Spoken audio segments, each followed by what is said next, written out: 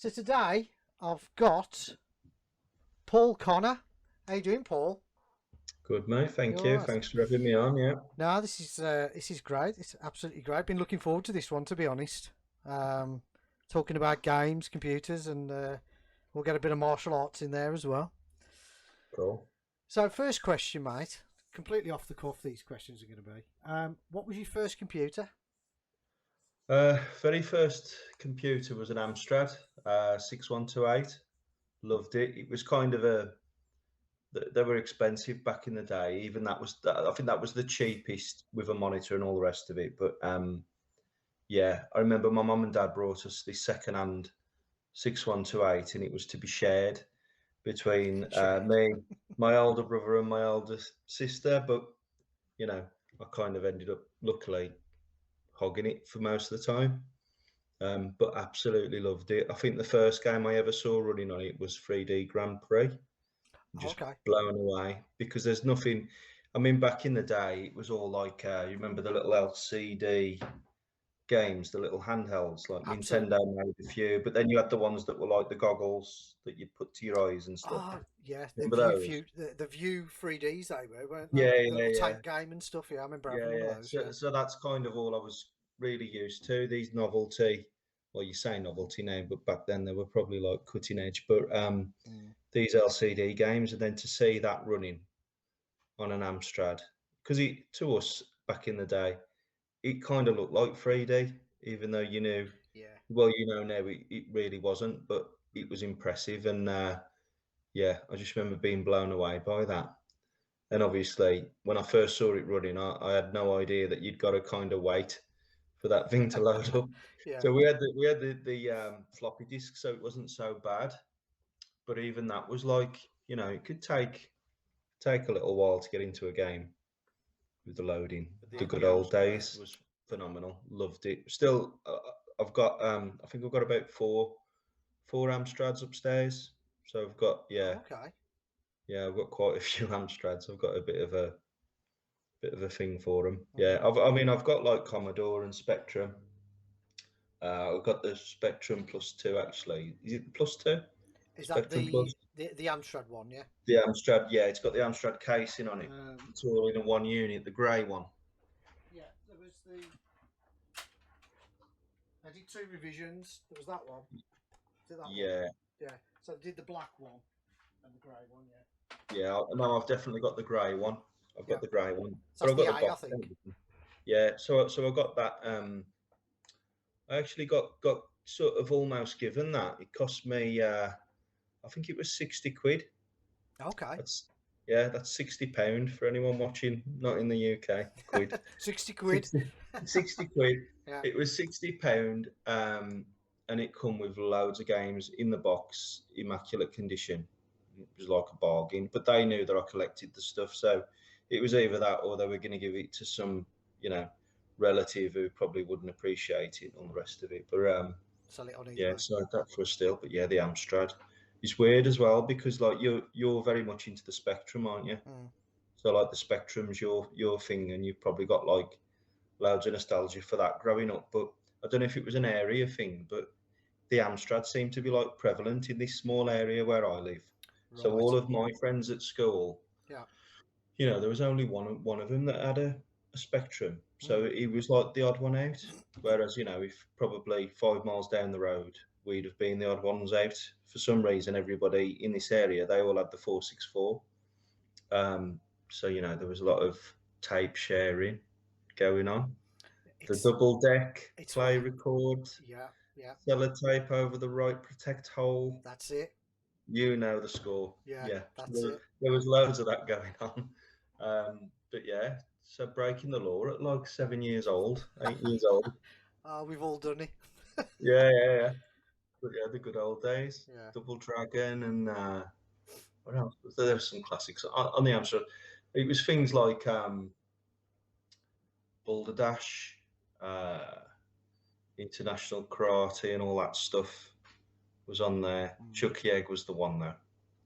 I think Chucky Egg. I could play that. I would still play that today. You know Class what I game. mean? Yeah. If ever I buy like a new joypad or joystick for it or anything like that for the Amstrad, that's the first thing that goes on is, right, what's it like for Chucky egg?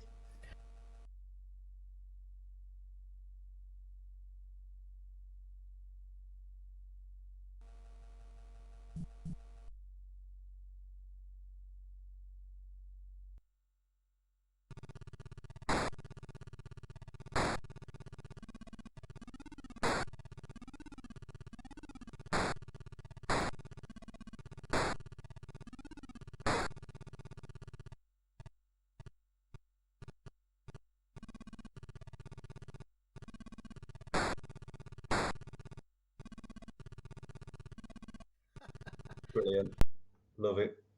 You're quite lucky, really, to have the 128 because Yeah, most people did have the 464 with a green monitor, didn't they?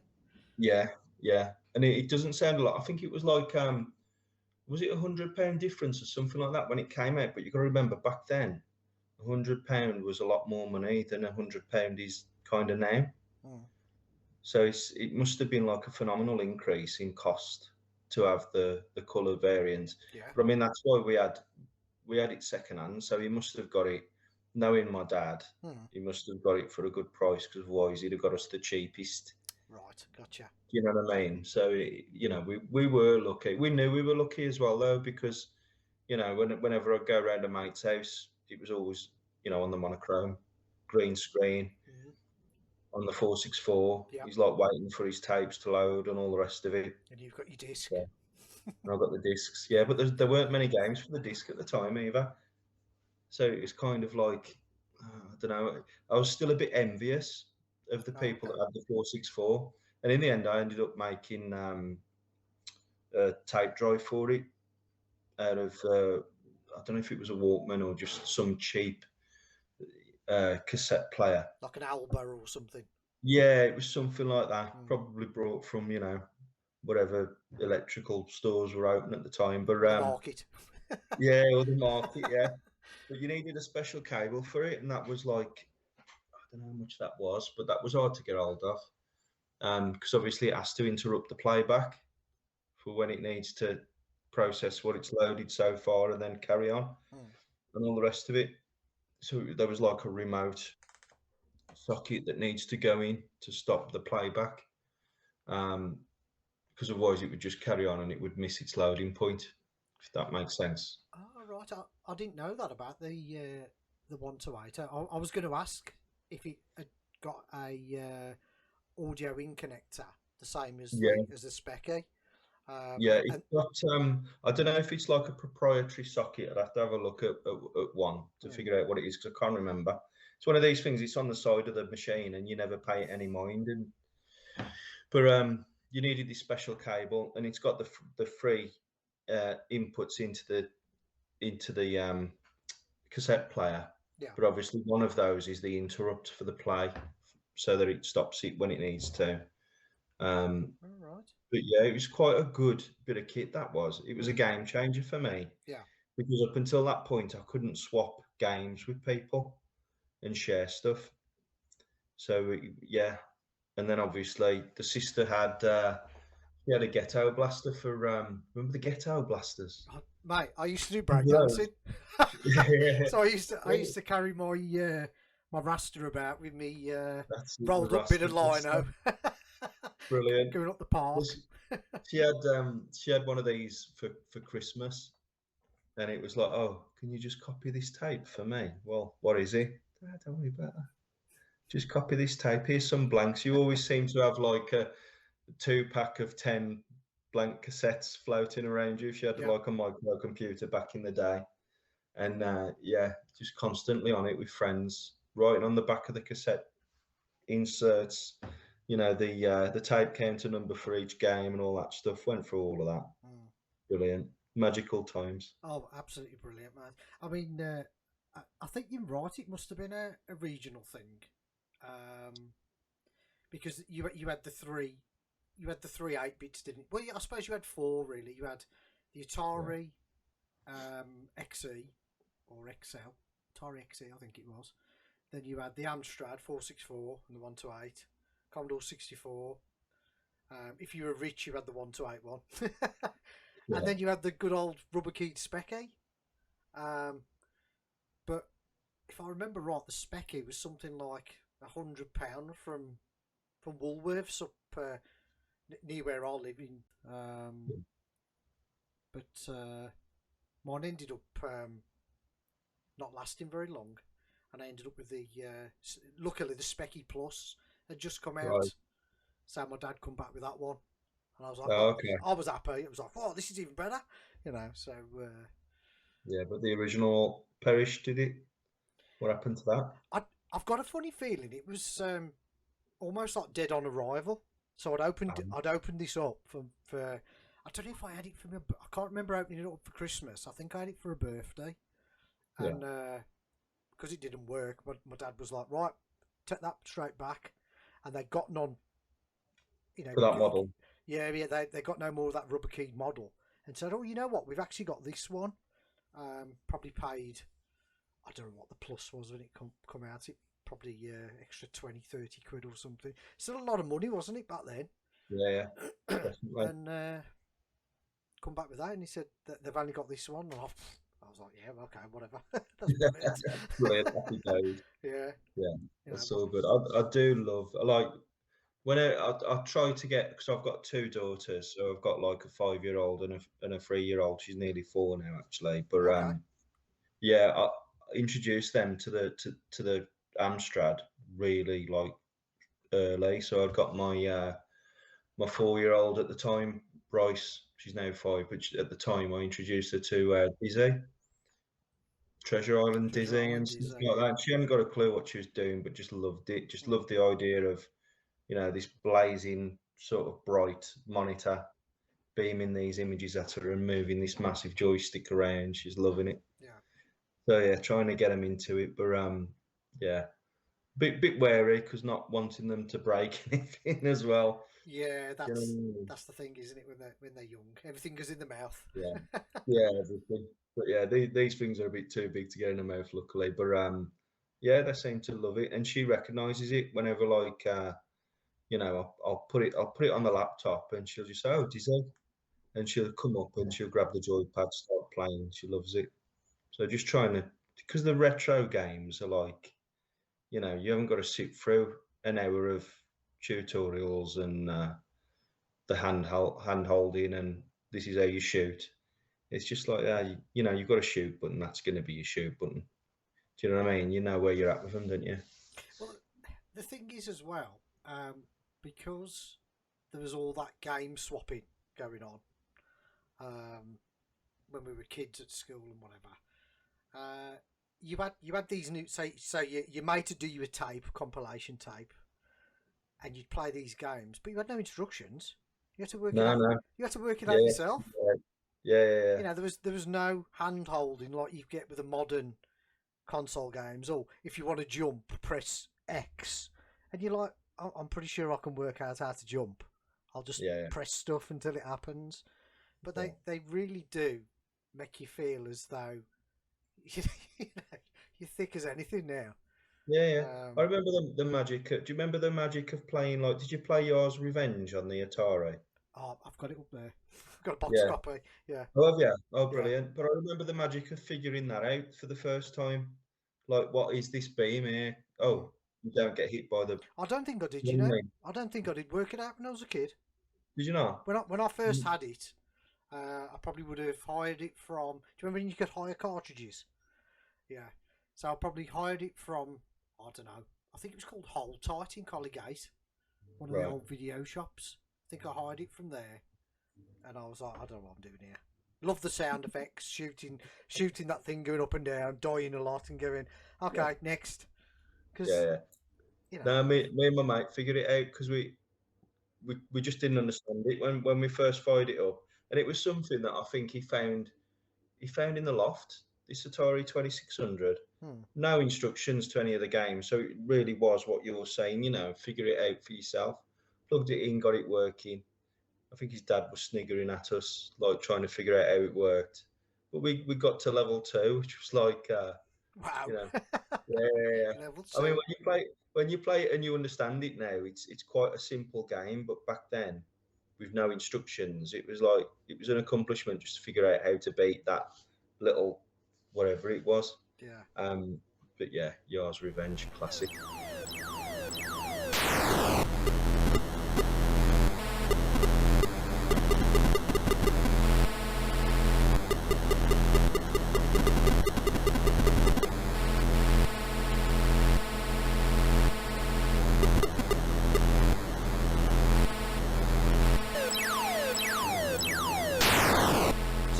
So did you not have a console before the Amstrad? Did you not have an Atari?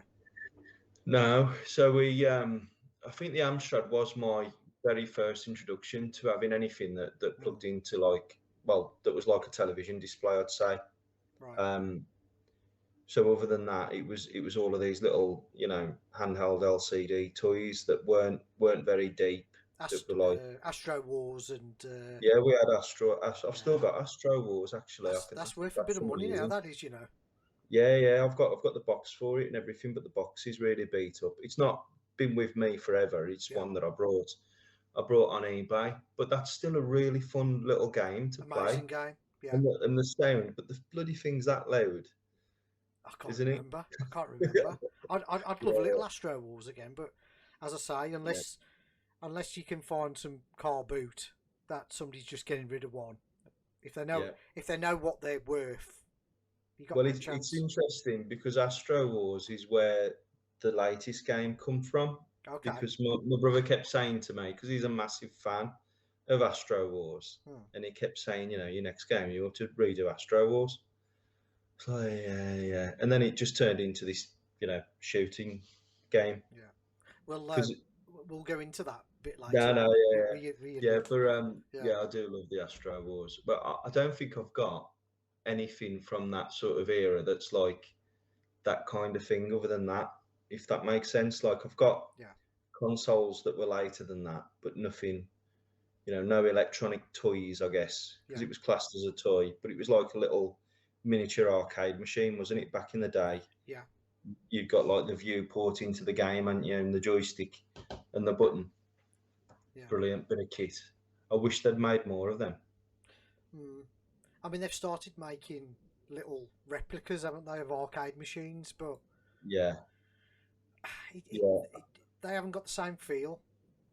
They haven't got the No, same feel. I'm tempted. Arcade one-ups cabinets do look good, Hmm.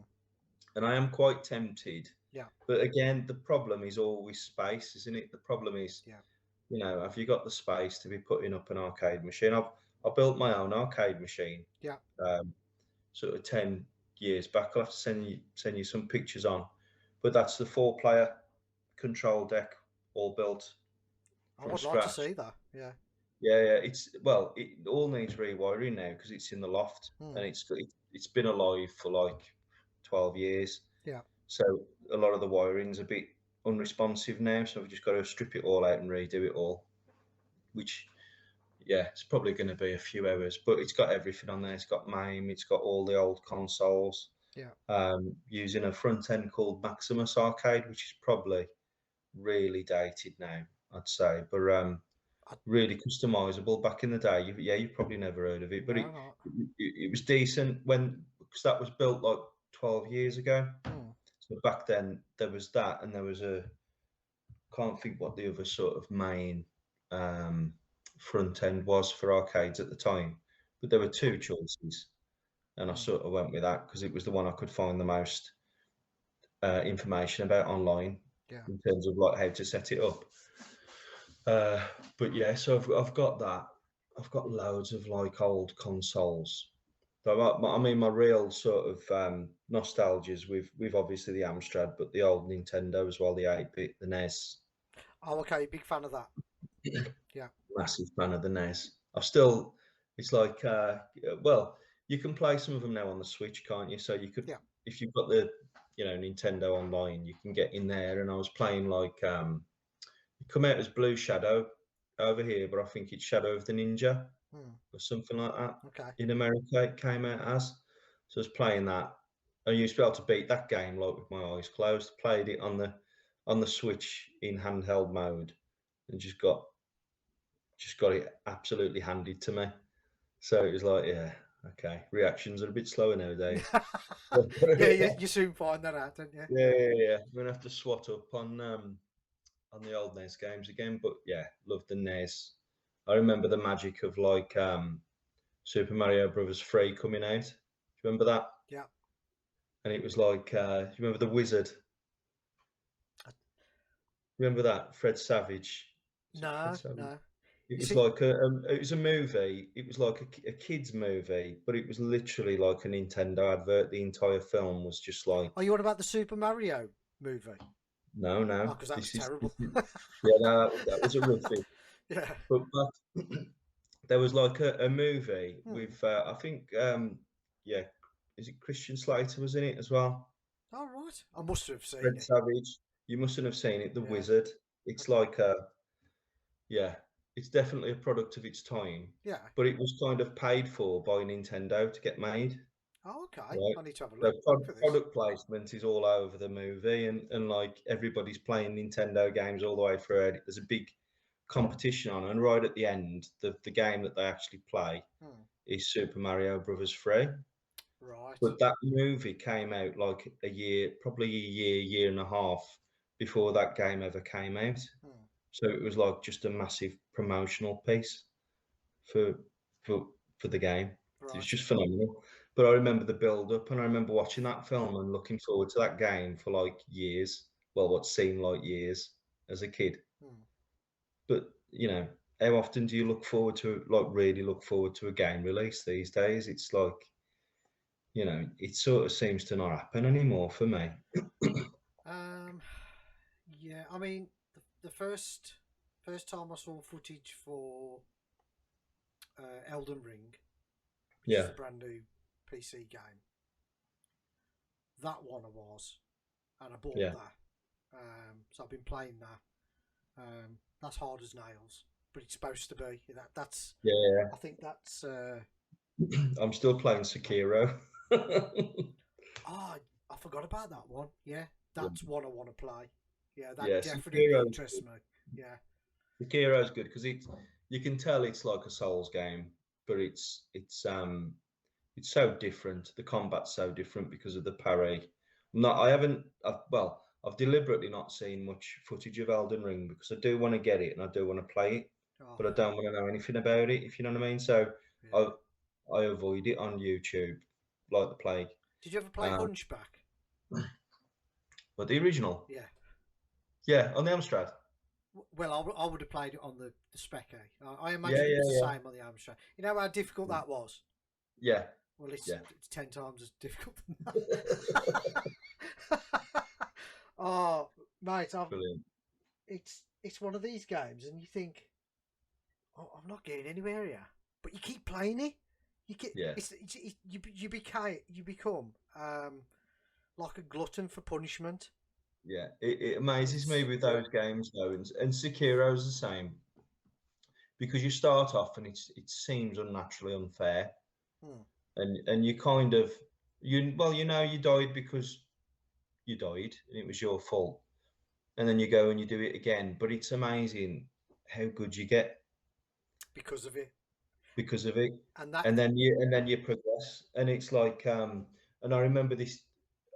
I was playing Sekiro because I've brought this laptop for the game development stuff, and it's a decent machine. And so, like, my accessibility now to being able to just play a game has increased because it's a laptop that just sits there.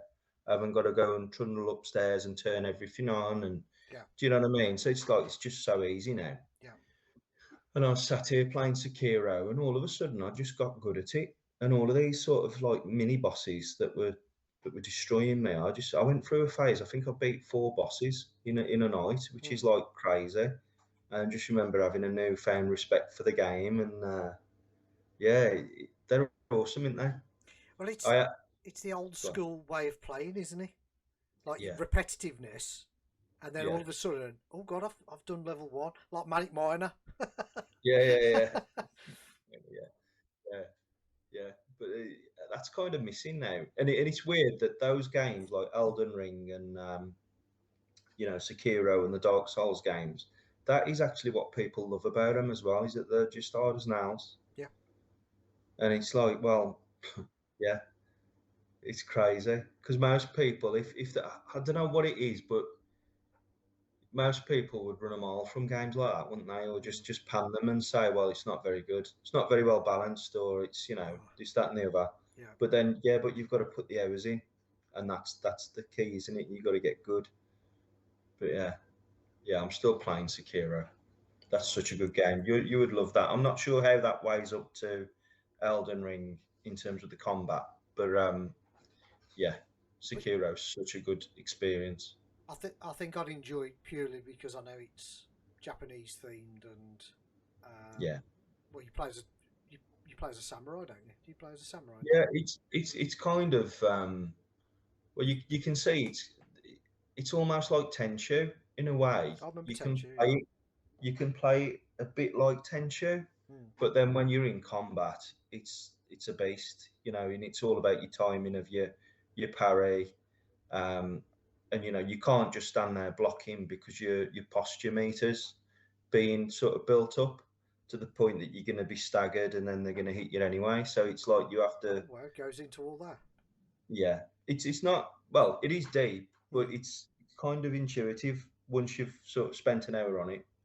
It's it hooks you, and then because the standard enemies like they are in any like Dark Souls game, probably the same for Elden Ring. They could just destroy you if you're not careful. Do you know what I mean? So Yeah. you constantly every battle means something you've got to perform in every like encounter with an enemy. Mm. But it's so well done, and it looks the part. If you're saying, "Oh well, I like it because it's Japanese themed," you do feel like this badass samurai when you're cutting them down, and it's really good. It's Yeah. really cool, and everything about it is top draw. Do you know what I mean? It's Mm. like it's just so good.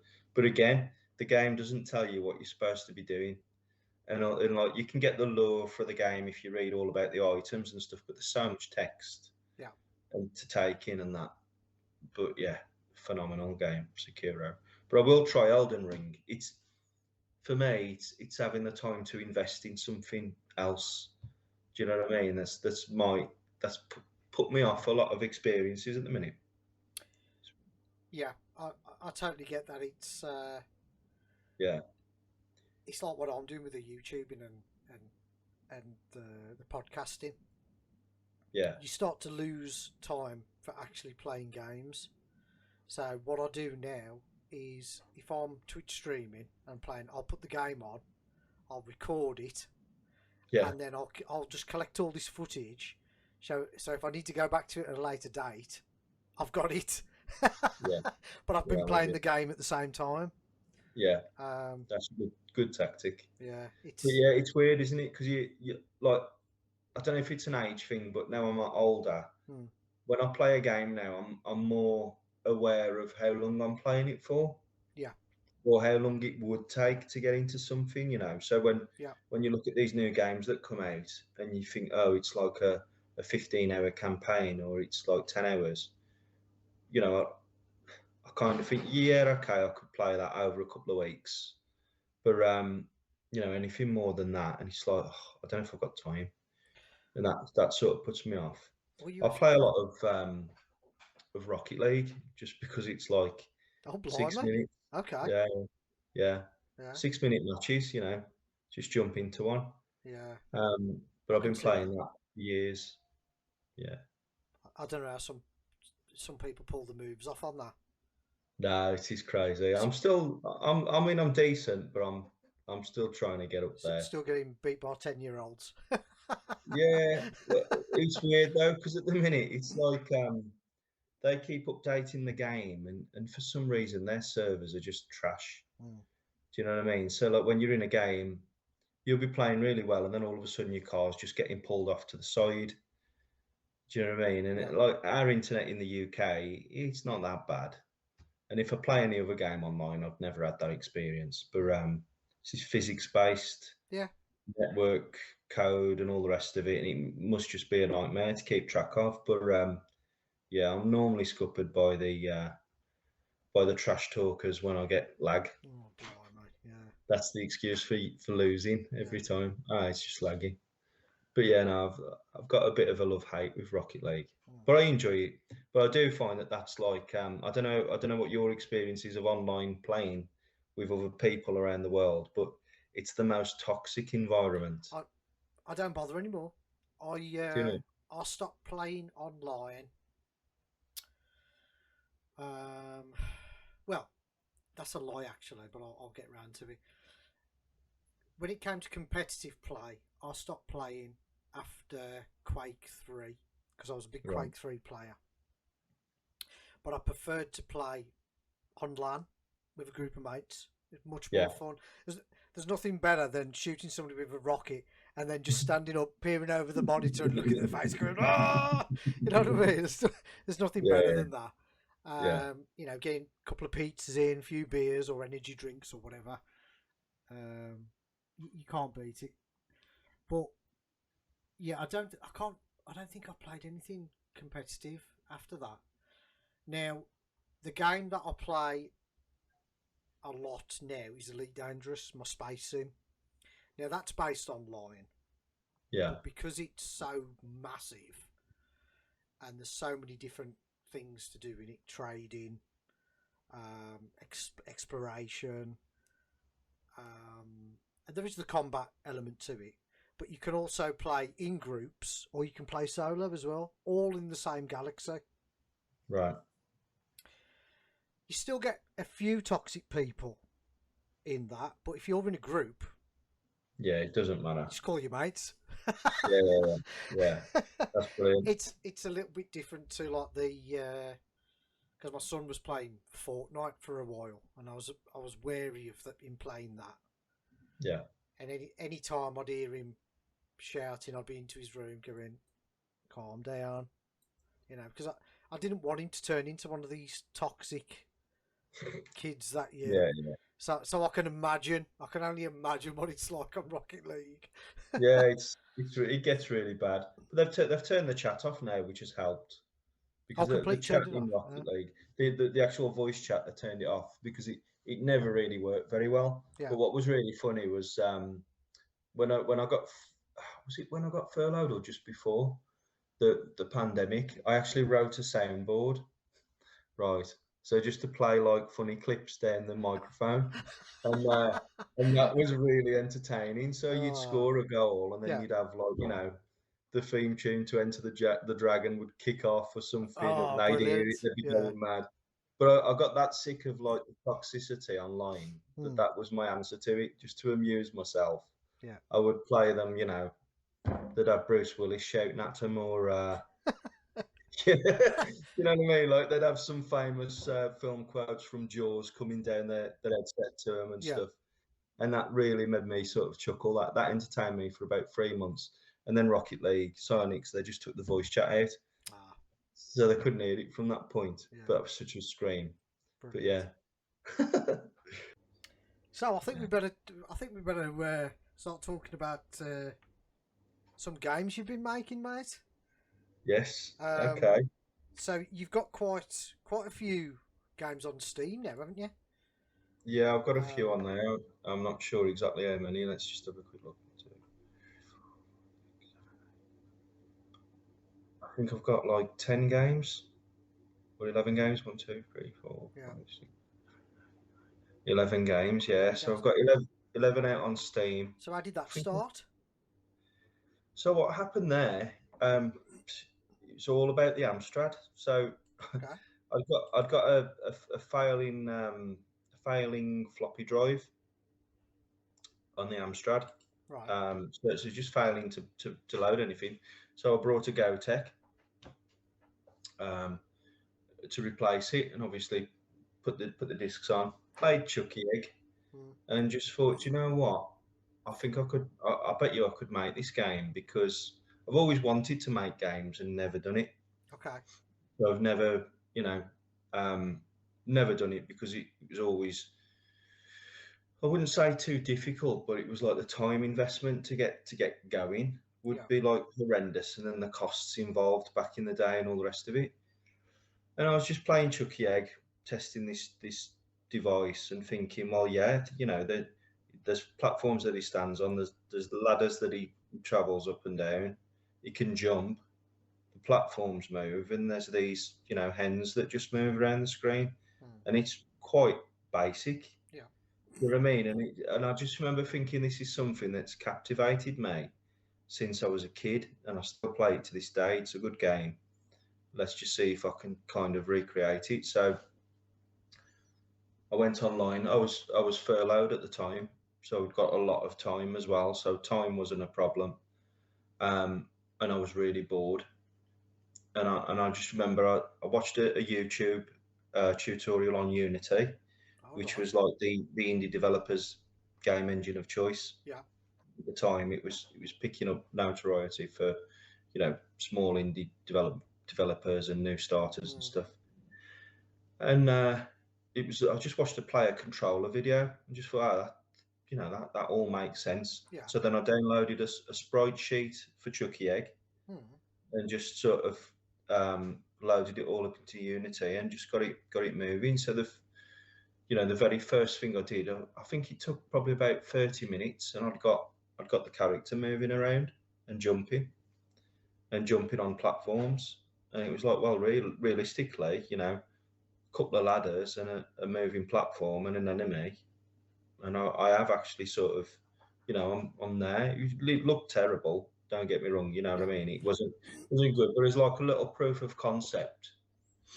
And I think just that idea of putting half an hour in after watching, I'd watched a lot more YouTube videos, of course, before that half an hour went on, so I got a really good idea what to do. But just that idea of picking up a joypad and you moving it and you moving things around that you've done yourself, and I kind of enjoyed it, and it just became gradually a hobby that I just got into, and then before you know it, you've almost got a game. Mm. So I'd proof of concept that Chucky Egg thing, and then my daughter Bryce said, "Oh, he looks like a snowman," and it was roughly, we'd just gone through Christmas, and a favourite thing to watch at Christmas is the Snowman. Yeah. Great film. The Alan Jones classic, Yeah. Yeah. Love it. and so she said it looks like a snowman. So then I thought, should I turn it into a snowman? So that's what I did, and then it was all Christmas themed, and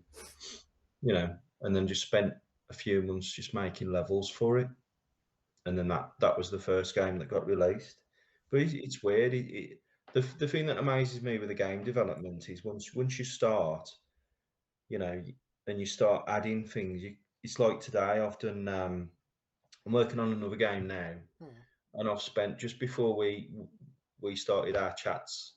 I spent probably an hour working out how to do like simple things like joypad vibration, Oh, okay. Gotcha. for like when you get hit and stuff. Yeah. And it's a simple thing to do. Yeah. You've just got to have the time to just get and look at it and find out how to do it. It's not even like you need to be a really good programmer to do some of the stuff. Mm. You've just got to know what little chunks you need, Yeah. where you need them, sort of thing. So yeah, so I got that working for like one joypad, and then I had to try and figure out, well, how am I going to do it if I've got a 4-player game? So each joypad rumbles, when that player gets it individually. So I just spent another half an hour on that, and before you know it, this morning when I woke up, I didn't have any joypad rumble in any game, and Yeah. now I've got it in this one, and with the camera shake and all the rest of it that I programmed in today. But it's like these little wins, you'll spend like an hour and you'll put something else in, and then the next day you'll just do a little bit more, and then a couple of weeks you've actually got a game. It's just, That's and brilliant. Mm. yeah, that got me, and it's really addictive. Do you know what I mean? Just making a game. It's like, well, I'll just add this. I'll just add this. You kind of enjoy it, and then you play it. What is weird though is that you end up playing your game to death, and then Well, yeah. Testing and it. Yeah. yeah, testing it, and then you like, the fascinating thing about doing it all on your own is you've got no idea if it's any fun or not. You've got 'Cause no idea mm, because you're just numb to it. So yeah, that's difficult. it's really tough to gauge. So you don't know, one, if it's fun. You don't know if it's difficult or not.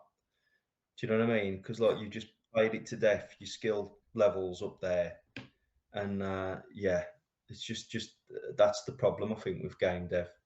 You This is just this is why you need honest feedback, isn't it? Because that's yeah. that one of the games that I'm testing out at the moment for the Speccy Next. Um, I think the game was put to somebody else first, but they were just saying, "Yeah, yeah, yeah, it's great. Yeah, yeah, it's good." That that's no It's the good. worst thing to hear. That's no good. You've No, literally got to be um, scrutinising it. you've got to scrutinise it. You've got to be brutally honest. And Yeah, I think by the time I'd finished testing the first, I think I tested one level of this game. I'd filled an A4 sheet of little yeah. changes I would make because they're only suggestions, and they were all took on board, and they were like, "Yeah, that's brilliant." And then I did another A4 sheet, and that's it. I think if you're not honest, Yeah, nothing um, changes. you know, there's a difference, as you know, there's a difference between just criticizing and being constructive with constructive criticism. Have you tried this? Do you like this? And Mm. you might just think, nah, that's a bad idea, and here's the reason why, and then you think, oh, okay, fair enough. But somebody just saying, yeah, yeah, yeah, that's really good, or nah, that's shit. That's Yeah. The amazing thing is that you sort of, because obviously as soon as I've registered the game on Steam, I can then generate keys and send it on to people, as you know. mm, And so like friends, I'll send them the keys and say, right, let me know what you think. yep, I need your feedback. mm, And it's amazing, none of them really do. They'll yep, play it and go, yeah, yeah, that's really good. yeah. And It's you because they kind of don't like, want yeah, to. It's because they're your friends and they don't want to yeah, upset you. yeah, And yeah. I But get that.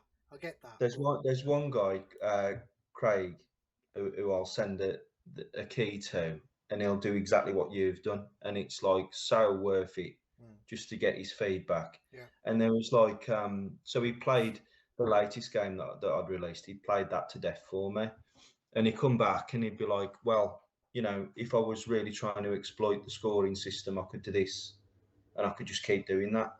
And it's like, oh, okay. So I need to put a brilliant. workaround in for that. That's brilliant. And, Yeah, he'd be sort of doing that. He's done that for all the games. yeah, And I know that as soon as I send him a key, I'm going to hear back yeah, like maybe 10 points, like you say, yeah, that I need to put in that I'm just unaware of because played it to death, don't even see the exploits. And mm, do you know what I mean? Or even that it's crap.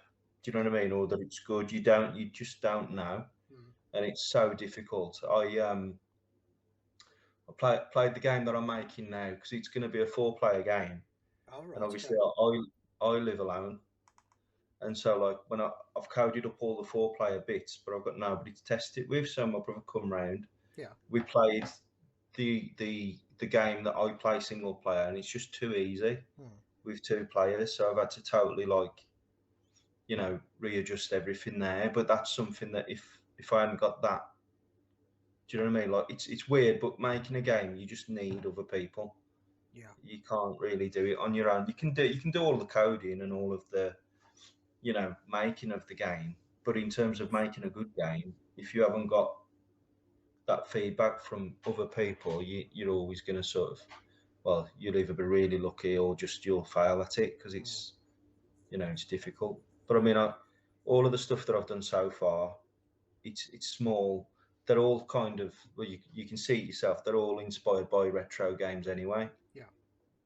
So there's the first game I released, Snowman Saves Christmas. That's inspired heavily by Chucky Egg. Do you know what I Right. mean? And Okay. and even the first level, right up until probably a week before that game released, the first level of that game was an exact replica of the first level of like Chucky Egg. All Just the ladders were in the same places. Do you right. know what I mean? It Yeah. was the prototype reskin basically. Just to start you off. Um, just to start me off. Mm, So like in the end, I had to change it because I thought, oh, it's a bit too close. Um, but like there's Retro Wars. Is like, do you remember Who Dares Wins? yeah. So Retro Wars is a remake of that Mm, because it's like that used to be my dad's favorite game. So when I started doing these little projects as like it's like a hobby. That's all it is. and I just thought, right, I'll remake all of the games that my family used to like, because at least then, if nothing else, my family are going to be able to sort of enjoy them, even if it's just for 10 minutes. Yeah. So I'd made that for my dad. I've made. Do you remember Mutant Monty? Do you remember that one? It's like it's a weird control system because your character's got like momentum, Mm. so you move him and he just carries on to the end. A bit like a Pac-Man grid I've got you. system, Yeah. but it speeds up if you hold the direction and that. So I made a game that was a complete clone of that, and then well, my oldest daughter Bryce said, you know, you should turn him into a potato. Just like these random things that come out of like a kid's mouth. Yeah. And then I did. I turned him into a potato, and that was going to be the next game. That super hot potato. It's mad. It's all just like Kids get the best ideas. They give you the best kids get ideas. the Then best. Yeah, kids get the they do. best ideas, but that's all it is. Because I haven't got a clue. Like I'm working on a game now, and I haven't got a clue what to call it. Mm. But it's like an asteroids inspired game. It's literally asteroids. But yeah, obviously I'm not going to call it asteroids when it comes out. So No, I it's mean a one. you got But Blasteroids as well, haven't you? Which was one yeah, of the later copies, I suppose. yeah. Yeah, it's a But difficult one. I've not got a clue because I have a total brain freeze with stuff like this. I got no idea. It amazes me. Like when we were growing up, some of the names for the games were phenomenal. Yeah, Do you know what I mean? it's like how did you come up with that? Yeah, Yeah, yeah, yeah. And then when you've got to think of your own, it's like every idea you have is crap. And so like I've got yeah, it's just really tough to come up with a name for a game. And then once you've named it and it's out, that's it. You know what I mean? You can't change it. It's done. So I'm just yeah struggling with that. mm, It's all the weird things you struggle with making a game. yeah, It's not making the games like not difficult. Even the coding, it's not really that difficult, but it's all of the other stuff. Like the one thing I'm terrible at is marketing. oh, So I okay, mean, I'm not I'm not really trying to make a living out of it. It's like just literally is, you know, for my own sort of sanity, I guess, and you're just enjoying keep what me, you're doing. Yeah, yeah, keeps me out of trouble and all that sort of stuff. And yeah, it's just so hard to sell games. So like knowing the marketing side of it mm, would be, you know, probably the next thing that I need to like look at. But yeah, again, it's the time investment, you know, that it's a full-time job for somebody, isn't it? Marketing. yeah. Do you know what I mean? I know a good YouTuber who can do some of that for you anyway. Yeah, yeah, brilliant. But it's yeah, it is. It's always things that aren't actually you know what you first think of that are the problems. It's like making a game's easy. It's just you know I always said to myself when I started, it's moving pictures around a screen. Do you Yeah, know what I mean? And your screen's not getting any bigger as you're moving the stuff around. So you know technically it's not that difficult, is it? But if you see it in that sort of at that base level, you know, then you've got sound and then you've got scores to track. If you're only like making retro inspired games, you know, you're sort of halfway there because most of the game design, you know, you just look literally carbon copying it and putting the new skin on and, you know, you might change the odd mechanic here and there. So like, yeah, so it's not that difficult. I so wouldn't have thought. do you design all the graphics and sound yourself? Yeah, that's why it's well, not well, the sound, yes, but the music no. Okay. So the graphics, the first probably I don't know. Well, everything other than the one that you've got behind you, it's all 2D. Yeah. And then I started in at the end of November, beginning of December, looking at Blender. So Oh, looking at right. 3D modeling. Yeah. Um, and there's a guy that does a YouTube channel and he Mm. does 10-minute modeling challenge because the problem with learning Blender is Mm. every tutorial you'll look at, you know, they're about an hour long and Ah, they're like really in depth. And that for me, as a bloke who, you know, I could put that hour into just doing another 2D game. I've got you. So it's like really off putting. But I found this guy that does a 10-minute modeling challenge And the best thing about it is he's really good at what he does, Hmm. but he'll call out while he's doing it really fast the keyboard shortcuts that he's using to do different things. Oh, that's And once handy. you've watched kind of, it was weird. I watched two of his videos Hmm. and just knew what all the shortcuts were because he's constantly reeling them off Wow. when Okay. he's making his models. Yeah. So like all of a sudden, 3D modeling, like Yeah. just basic low polygon modeling, Yeah. it was just easy. Hmm. And so then made the decision to make a space shooter Yeah. because you don't have to animate anything. They're just models. They're just static. You can rotate them in the engine for like the animation, and that's all you need to Oh, do. that's useful. So you haven't got to Yeah, do the individual. So if you're banking like a spaceship, you haven't got to do the yeah. So individual you just rotate the model, so it's in rather than because a it's in three sprite. D space. Yeah. Yeah. So sprite, I would have to draw. When you bank, you'd Each have to like angle, cut wouldn't a you? bit of the Yeah. wing off and pull it in and all the rest of it on each frame. But yeah, so doing it in 3D was quicker. So if you could make like it would take me probably an hour to draw a spaceship. It would look terrible for one because I'm not like an artist, and then you've got to do the other frames for the banking. Whereas in Blender, 10 minutes you're done, and the entire thing then, if you've got the geometry right, it will all just cast shadows off the lighting. So you've got that other element of the lighting that's making it all look better.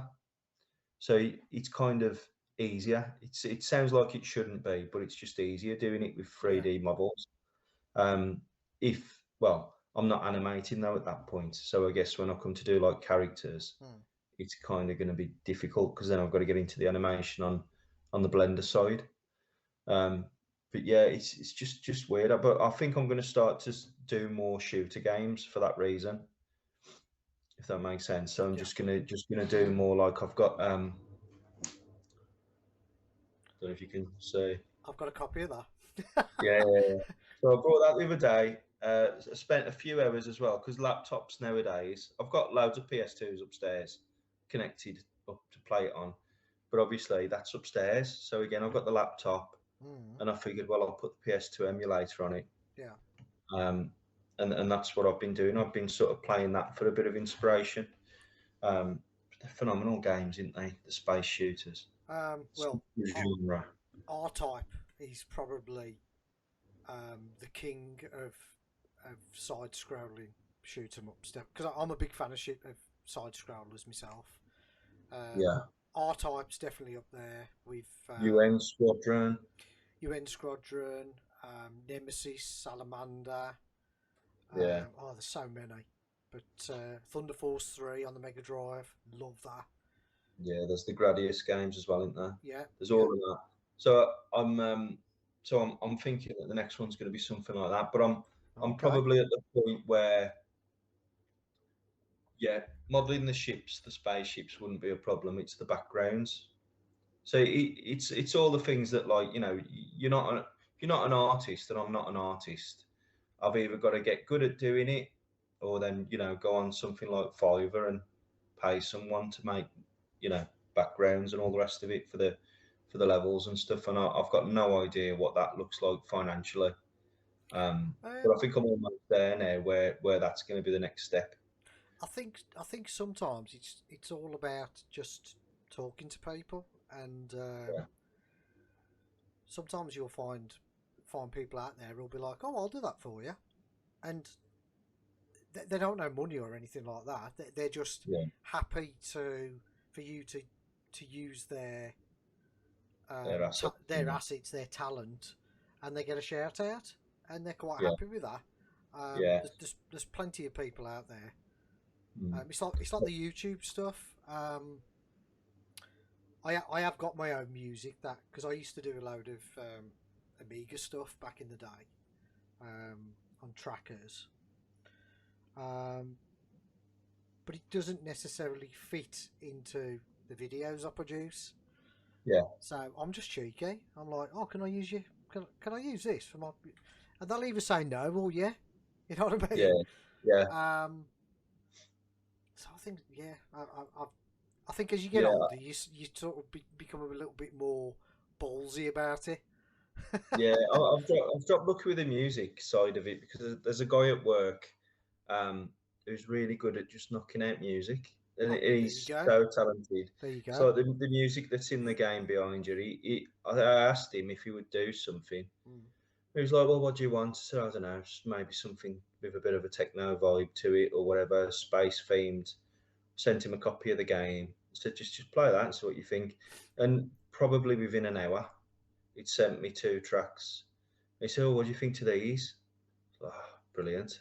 How long did that take you? Oh, half hour each. Can you do more? Yeah. And then before you know it, you've got like some good tunes to use in there. Laser beam.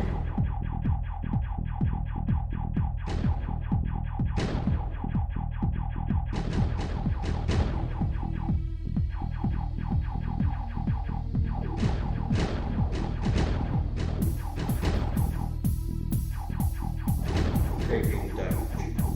Danger. Extra life.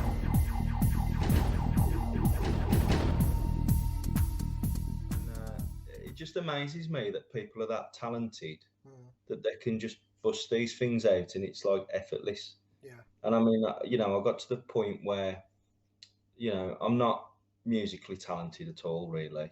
And I brought like a keyboard. And the next thing was, all right, I'm gonna have to learn how to play the keyboard. And it's amazing, like all of these things you just you just kind of come to the conclusion that you've just got to do something. You just got to learn something else. Yeah. And that's the fascinating thing with it. Now, if I wasn't making games, I wouldn't be bothering to even buy a keyboard. Do you know what I mean? But Yeah. it's like it's such a big thing that you want to get this stuff in your game. Mm. But knowing people that do it is like, yeah. So I'm not learning the keyboard now. But yeah, but Yeah. There's it's mad. the, It the, is mad. there's a guy I've, I've become friends with called Richard Faulkner. A man in his techno shed. That's his channel, Yeah, and his knowledge with keyboards and music and stuff is mind blowing. And he's writing music now for games. And just the other day, I was like, "Fancy doing some music for for my channels?" And he's like, "Oh yeah, brilliant!" And it was almost as though he was waiting for me to ask him. yeah, But sometimes you're like, "Oh, surely he wouldn't want to spend time doing stuff for me." So I totally get that. yeah. But I think you the last couple of years, I've just started to think, you know what? Just What's the worst that's going to happen? They're just going to say no or look at you funny, yeah, or they might be yeah. like over the moon and think, oh bloody hell, somebody wants to use my stuff, and Yeah, well, I know how that feels because giving you the keys to give away yeah, to me was like, yeah, I don't care, have them. Do yeah, you know what I mean? And it was like enjoyable for me to think, great, someone else is going to play it, and yeah, it's like, you know, I get a kick out of that as well, just other people trying it, yeah, and it's yeah.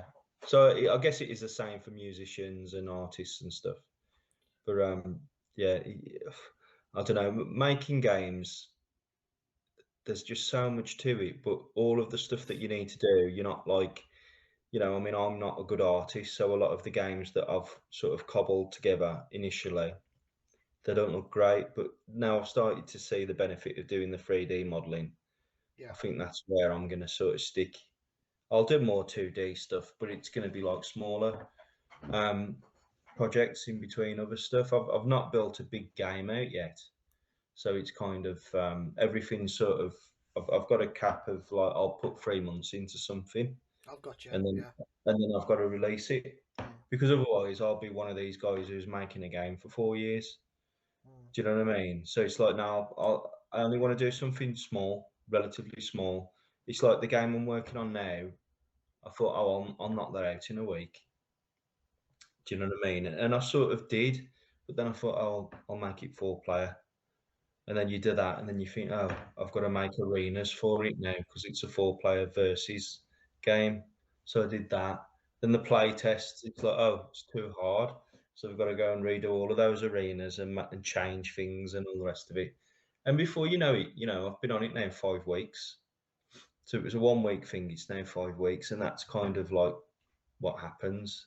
There's no end to it, so you have to just say, right, get the core gameplay done, and then bit of polish where you can, and then just release it. Mm. So, but the thing that's stopping me now is I haven't got a name for that game, so I Well, can't register it.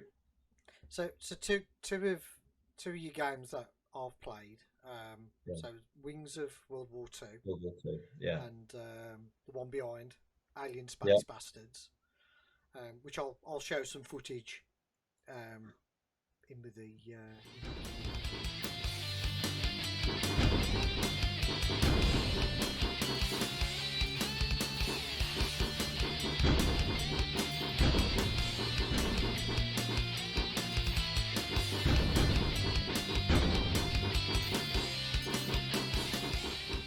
So what's this new game that you're working on currently then? So the new game that I'm working on now, I've kind of already released this game in 2D. So what I'm doing now that I've started doing Blender is Hmm. looking at my 2D games and thinking, what would that look like with 3D assets in the 3D engine, Yeah. with all the real world lighting and all the rest of it on, shadows cast everywhere and all that sort of stuff.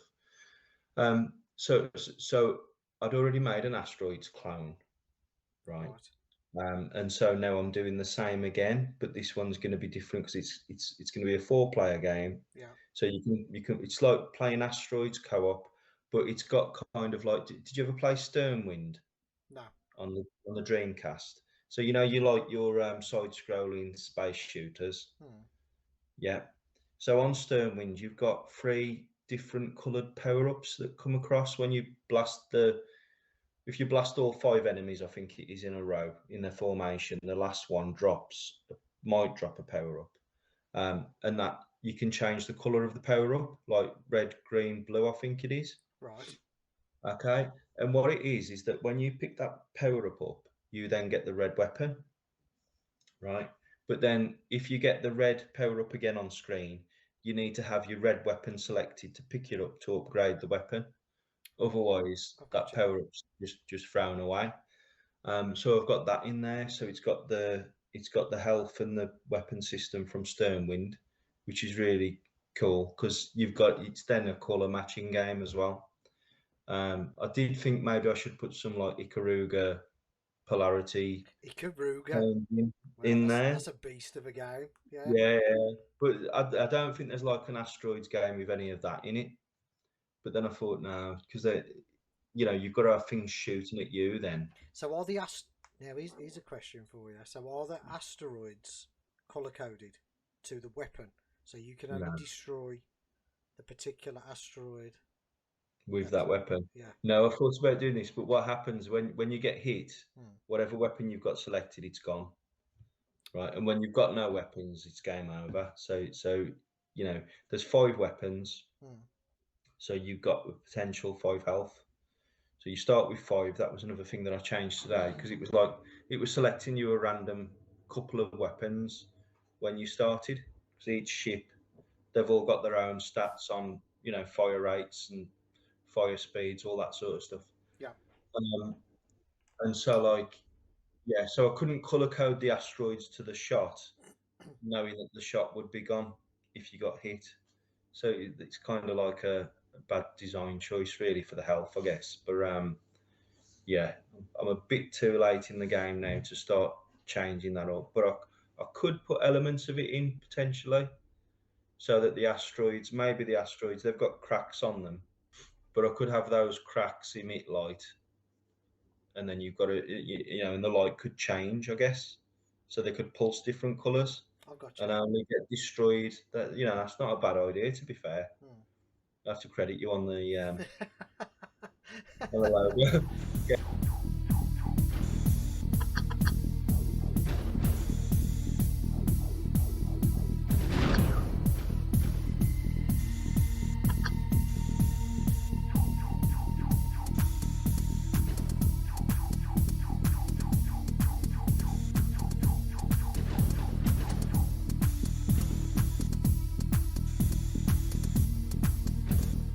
game design. Oh, There you go, mate. I'm full Spoon of to the ideas, bow. mate.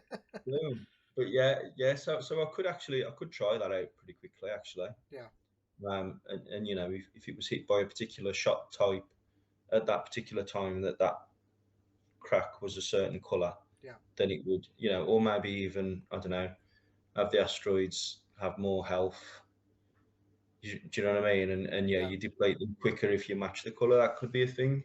Hmm. That could actually be a thing. I'll work on that later. Oh, there you go, Send then, you, mate. send There you you some go. footage. There you go. But yeah, so it's asteroids. It's got this it's like a color matching power up um mechanic that it's Hmm. got to it, and also your health is related to the weapons that you've got on board at the time as well. Right. So it's like yeah. So it's just a fun modern-ish asteroids game at the minute, but So, all of it's been done. Yeah, sorry, carry on. so I was just going to say, so can you choose between one player, two player, three player, four player? Yeah. Yeah, Okay. yeah, yeah. So at the moment, it's all very much sort of rough, as in like just I've just thrown in a menu screen, I've thrown in a ship select screen. Do you know what I mean? It's not necessarily what it's going to look like. It looks all right, to be fair. It's Not not polished brilliant. yet. Yeah, not polished yet, but yeah. So when you start a game, at the moment there's just the normal game and there's the versus mode. Hmm. So if you start the normal game, you go to the ship selection screen for one player, and then if you press start on the other joypads, those player selections come up, and they can pick their ship. And then once everyone readies up, it'll then take you into the game. And I've got different stats for each ship. Um, and like your ship's got lights on it, and the lights, like there's panels on it that are emitting light, I should say. And when you switch to that color weapon, those panels change to that color. Hmm. So like I've tried to keep it so that although you've got your UI in the corner to show you what weapons you've got, just looking at your ship, you know, you should know what color you've got selected. So that's that. But yeah, so you can play co-op, which is pretty cool. But when I play tested it with my brother, it was just too easy. So I've had to redo all the ship stats so that you're not firing too quick, I've got you. and also I've had to rebalance. So because it's all procedural, the levels are like it never ends, so it's all procedural difficulty. Yeah. So I've had to rebalance that to say, right, if there's two players, double the amount of asteroids you're going to spawn by two for that level. I've got If you. there's three, Yeah. it's times three. If there's four players, do you know what I mean? And then it kind of tracks how many players are left for the next level. So how are you testing the multiplayer part of it then? Um, Because that must be quite yeah, difficult to if you haven't got four people. yeah. How are No, you? it's kind of you can test everything but the actual gameplay. So Yeah. you can test that that player's ship will get destroyed when it gets hit. That it it's firing shots. It can move around the screen because you can just swap joypads and use that one. But in terms of like having an actual play test, they're few and far between. You've So got to get literally four people together on Steam, I suppose. yeah. So I've said to a few friends like James, who you know, and his brother-in-law Luke, my brother and another friend. We need to get around the living room Yeah. and just play the game on a computer. Just four players. I've got four pads, Yeah. and just like if I can record some footage of them playing it as Also, well. it's going to support local play as well then. Yeah. Well, at the minute it's just with Steam. Steam do this remote play as well. Yeah. I'm not sure if that's what it's called, but you haven't got to actually code any online multiplayer in if it's going to be that kind of setup. So their server must run the game on the server, and everyone connects into that, and it's like your joypad one, your joypad two in wherever you are, and all the rest of it. So like you can do it that way. I've never tested that, but Mm. that's like one of the features of Steam. So you haven't got to do anything as a developer. You still need like a lobby though, don't you? I suppose. No, not well. I think you send the invite through Steam to your friends to join you. Right. Okay. on the remote play. So it's not even it's not a programmatic challenge So to do. it must You use have it like a virtual. Um, yeah. so it So thinks, right, you're local. You're not, but you're local. So yeah, so you're virtually connecting. Yeah. yeah. It's really cool actually because you haven't got to do any as a developer. You haven't got to do anything. So you can release your game. I'm saying all of this. I don't even know if it's any good. You know what I mean? It might be like really laggy and Yeah. terrible, Oh, well, but you'll have to send me a beta, and I'll test it out for you. yeah. Well, we could do it on Wings of World War Two. Oh, right. Okay. You know what I mean? Like if we're sort of friends on Steam, you can Yeah. invite each other in to play with you, Right. and Okay. the other person you invited would be player two. Hmm. Um, so I think you can do that.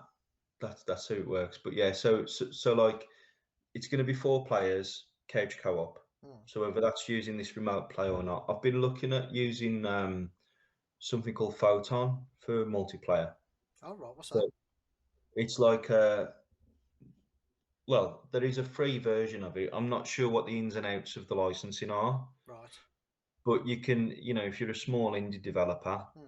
I'm not even sure if I'm allowed to commercially release at this point. I haven't really looked into it, but Okay. Fair enough. Photon is quite popular. So you can spin up servers and use those and create lobbies and get the players to join into the lobby. And I think that the game runs on the actual server. Do you Right. know what I mean? Yeah. And you can on your objects in the game that Yeah. you're developing, you can sort of tag them up to be trackable by the server or whatever. So it's just a virtual machine, isn't it then? Sounds like it. Hmm. I haven't really. I've watched a couple of YouTube tutorials while I've been like brushing my teeth, as you do, and all that sort of stuff. So it looks easy enough to sort of do, just Yeah. following along with there's a lot of work involved because you've got to make sure all of the objects are set up to be tracked by Photon or whatever. But it looks easy enough. Hmm. So, but again, what I seem to be doing is like, okay, I did that last time. I'll try this time, but I'm just putting in like one new thing each time. Like this next game's going to have like joypad rumble, which I haven't done before. It's easier to do in the newer versions of Unity because they've totally redone their input system, but I'm using the old legacy system and joypad rumble isn't part of it. So to get that working, I've had to put a plugin in and use that. So, I'll be better off using a newer version of Unity, but then they've changed the licensing. So if you want to then release on consoles, you've then got to have the Pro Unity license on those higher versions. So like there's all loads of like little intricate ins and outs to it Yeah. all. Yeah. I get Um, that. Hmm. but yeah, so that's what I'm doing now. I'm doing like more joypad orientated stuff with the vibration, and then maybe for the next game I'll do like a proper multiplayer What version of the game.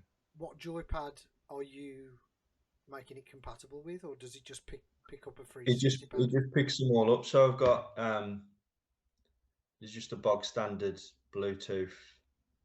That's a good joypad. That's my Rocket League. That's the joypad of a pro Rocket League player there. Is that what it is?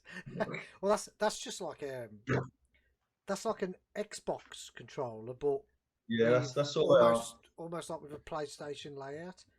Yeah, because Yeah. you got the thumb. But, Yeah, yeah. you got. But with Unity is really good. Like the game engines now, Hmm, Unity as a game engine, it handles so much that you haven't got to code it you haven't got to code it at that level where you've got to get a joypad working. It's like the joypad just works, but you've still got to map in what your buttons are. Do you know what I mean? Like there's some setup, but it's not necessarily programming. It's like just understanding just how that UI works in the Unity editor, and then you yeah, call. Well, you look for the button presses then in your code. hmm. That Just that is coding, but it's all it's logic so based. easy. Yeah, yeah, Yeah, yeah. There's nothing about it that's like somebody waving a magic wand. It's all easy enough.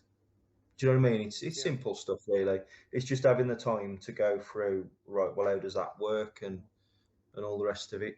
I mean, I've got I've got books on Amstrad programming because Ah, well, my end goal after I've done a bit more on Steam and on mobile is to go back and do a proper Amstrad variant of one of my games I think and try that and port it. I think that'd be But that pretty awesome because eight bit games at the moment. Well, not just 8-bit games, but old old systems. I don't think there's one old system that I can think of that hasn't or isn't getting a brand new game for it now. It's just come alive, yeah especially the Spectrum scene definitely has. yeah There's brand new Commodore 64 games coming out. Um, as far as I know, Amstrad, MSX. You remember the MSX? That's yeah getting new games. The Amiga's well getting new games. It's just on and on and on. You know, yeah and do you know why I think that's getting a resurgence as well is because it's like it's really difficult to do. Do you know what I mean? It's what I'm doing, you know, isn't particularly difficult to do. hmm, But going back to the old school basic programming, yeah, it's like a totally different skill set. It's like there's so many factors. Memory's not there. Like I can just abuse memory all day in Unity yeah. and just assume that there's memory to be had. There's loads of But restrictions with there's the old loads of machines. restrictions. Yeah, Yeah, you've basically got a piece of hardware there that you're writing your game to run on. mm, And most people probably start thinking of a game and you know what amazes me about that era and those programmers is they knew that they could get those things working yeah. on that hardware. Mm. And a lot of it, that hardware was never scoped to do. No, absolutely It was not. never designed to do it. I mean, the Commodore 64 running Sonic the Hedgehog Yeah, is like a new it's one, and insane. you're like, bloody hell, Mm, how the hell did they do that? Like, what magic? yeah. So some of the Spectrum 1 to 8K games coming out now. You see the how smooth the because the specking was Scrolling. always it was always a problem with scrolling. It always because it just didn't have the hardware to do it. So Yeah, 9 times out of 10, they'd get a six, especially if they were comparing it to a 64 game where you got nice smooth scrolling. Then you'd have the Spectrum conversion and it'd be flip screen to get round it. But some of the scrolling now on some of the games is mind blowing. It's like, how the hell yeah, have you done that? yeah. It's almost unrecognizable that it's a Spectrum running it, isn't it? Yeah. To a point, Whereas the not Amstrad not was not it. the Amstrad was in the middle, whereas it really had the best of both worlds. Yeah, Because I think it had already got the Yamaha chip similar to the Spec A, but it hadn't got the muddiness of the 64. It hadn't got the color clash of the Spec A. It was in the middle. It had nice sprites and you had a nice color palette, didn't you? yeah, But I think it was just down to popularity. Whereas really, yeah, the Amstrad was, yeah, it was a great machine. yeah. I think the thing when I think of the Amstrad games, and especially now, because you can look back now and totally understand. Like back then, we wouldn't have had a clue about the tech. Mm. Do you Oh know what God, I mean? no, All the limitations, or the modes, or any of that stuff. no. But when I look back at the Amstrad library, it's like it's so clear though that a lot of the games that come out on the Amstrad were just ports of Spectrum. They were, and if you didn't And have, a decent programmer porting the yeah, game or rewriting it, then you were just getting second class games, weren't you? yeah. And Yeah, and it was a and that was a shame. big problem with the Amstrad because those games are probably legitimately, improved on the Spectrum Yeah, because that's the original machine. yeah, But like having them on the Amstrad, it always just seemed like there was something missing on an Amstrad game yeah, that wasn't, specifically coded for the Amstrad, if yeah, that makes sense. yeah. Um, which was a shame because well, for the time it was a very capable machine, but then, you've got to look at the stuff that these people are doing nowadays with the old hardware and thinking, bloody hell, Yeah, the stuff that it could do anyway, yeah. you know. I haven't done much like research because I haven't got an Amstrad, so it's not something that I would look. really look into it, but it's certainly an area I would like to get into. Get myself an Amstrad, nice monitor. Yeah. Because Well, I know it's a decent machine. yeah, I've written a good front end for the emulator for WinApe, Oh, okay. just to manage my own games. It's Hmm. nothing like crazy. It's just Yeah, like a Windows form based, but it sends in the instruction to load your ROM and all the rest of it. yeah. So I can share that with you if you want it on Dropbox. Oh, definitely, definitely. Yeah, My and then introduction to Amstrad. your introduction to Amstrad, and just pick a few of your favourite games out and just have a bash. Even compare the spectrum then. Yeah, yeah. Yeah, It'd be. and you can see the sort of the thing that I'm talking about, where it's probably 100% going to play better Hmm. on your Spectrum, even though the It's Amstrad, you know, a friend of mine had an Amstrad, and we used to go around, around his house, and we'd still play on it. But because it was a green screen, it was like, oh, this is rubbish. You know what I mean? You know yeah, what you're like when yeah, you were a kid. yeah, yeah, There's no other description. Is it? It's like that's on a green screen. It's rubbish, and that's yeah, yeah, and that was your review, wasn't it? Yeah, yeah, yeah, it's better on the Spec A, it's better on the 64, and that was it. I mean, I was always taught, even though I had Speckies, so obviously I was a Spectrum fan. My cousin had the Commodore 64, but for me, the sound chip on the 64 was just somebody else, absolutely somebody else. That SID chip. I mean, I still listen to pure SID now. My wife thinks it's torture. She just doesn't get it, and I get why some people don't get it. But for me, yeah. It um, transports you back though as well, oh, instantly. it does, mate. It The does. Bitmap Brothers and all that stuff. Yeah, yeah. It's like, yeah, mate. Yeah, well, it is. It's the nostalgia again, isn't it? It's so powerful. Mm.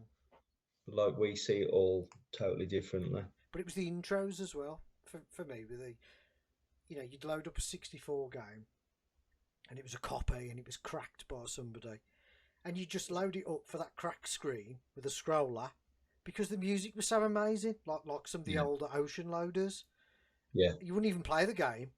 You just No, you just leave the music just playing. I just used to leave the music playing. Yeah, and I used to do exactly the same with the Amiga. I'd spend a whole night just playing demos, just Yeah. looking at the graphics, listening to the music, and that'd be it. Wouldn't even play the games. No. But I don't know. I mean, I imagine the Amstrad had a demo scene, but I've known nothing about it. It's well the bootloaders for the hacks that you mentioned. They're on there. Yeah.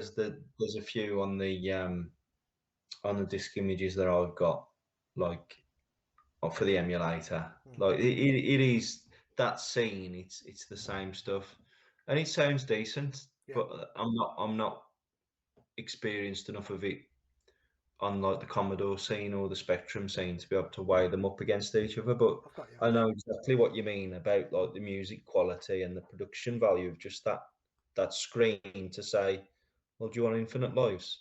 Because that's what it all is, isn't it? It's like, Yeah. do you want to just start the game normal or do you want infinite lives? Yeah, the little trainers they used to put on. Yeah. Yeah. And I know exactly what you're saying Hmm. because some of them are like more impressive than the game you're loading, aren't they? Oh god, the demos were, yeah, they were. Yeah, You'd look at the programmers and you'd be like, you'd look at these demos, you'd be like, why aren't you making games? How are you doing that yeah, on my screen? It's yeah, amazing. yeah. Yeah, it's phenomenal. It looks like geometry everywhere, doesn't it? Like shapes Incredible. moving around and stuff. But yeah, phenomenal.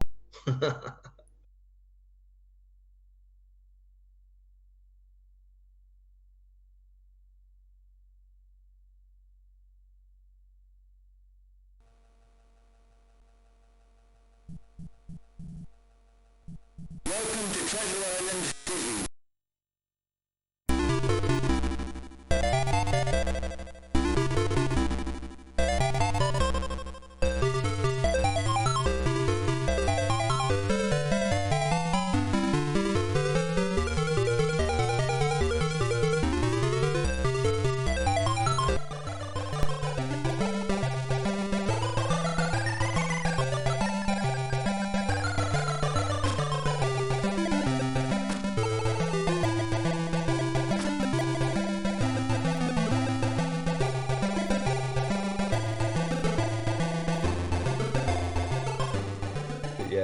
all roads lead back to the Amstrad for me. Yeah. So everything I've done like with the game development stuff, it's all either based around like an Amstrad game that I used to play on, or a family member used to play, or it's that era.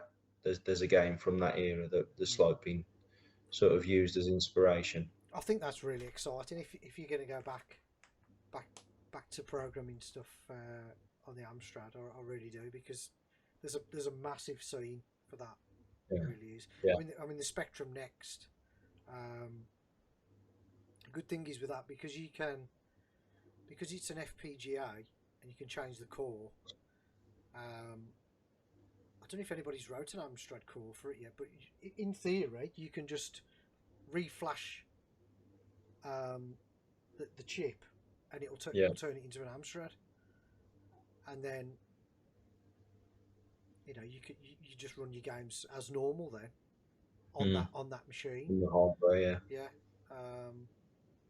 But it's going to take a while for it to be fully. I don't know if you've looked at the Spectrum Next at all. I mean, I've shown. I've seen it briefly, but I haven't like really delved into it. Yeah. But it looks a capable bit of kit. It is that. I mean, they tried to update it in a way that it was the next Spectrum, rather than putting loads of modern hardware on there. I mean, they could have easily have put, DMA memory on there and USB slots, and they could have done all that if they wanted to, but they went for the FPGA because they can program it to whatever they want to do with it. I think the most modern bit of tech on there really is probably it's got you can have a Raspberry Pi Zero daughter board slotted on, and you can use that. Well, what they're using it for at the moment is so it can grab a .tap file, and it basically turns it into like a virtual tape machine. So it will convert it to audio, and then play it back to the next as though it's loading up an old tape with a tape deck. So that's all they've really done with that at the moment. That's cool though. Yeah, and it's got a HDMI slot on it, and that's it. Yeah. Whereas everything else really, it's because you can plug your old interfaces in there that you used to have in the back. I think it supports all the old micro drives. The joystick ports are Kempston, so they're still 9-pin. So they've tried to keep it as retro as original as it can be. Yeah. That's really cool. That is really cool. I do. What fascinates me about that scene as well is how available things are still. Like you can still buy joysticks and joypads and stuff, and there's even like new peripherals people still making being them, made. Yeah. And it is phenomenal. But then, like fast forward 20 years, 30 years, when we're sort of not in the scene anymore, or whatever. Well, we probably will be. You're not as old as me. But you know what I mean? Like that, the younger generations growing up, are they going to be appreciating where it all started? Yeah. Or are they just going to think, oh, have you seen the graphics for the next Call of Duty? It's crap.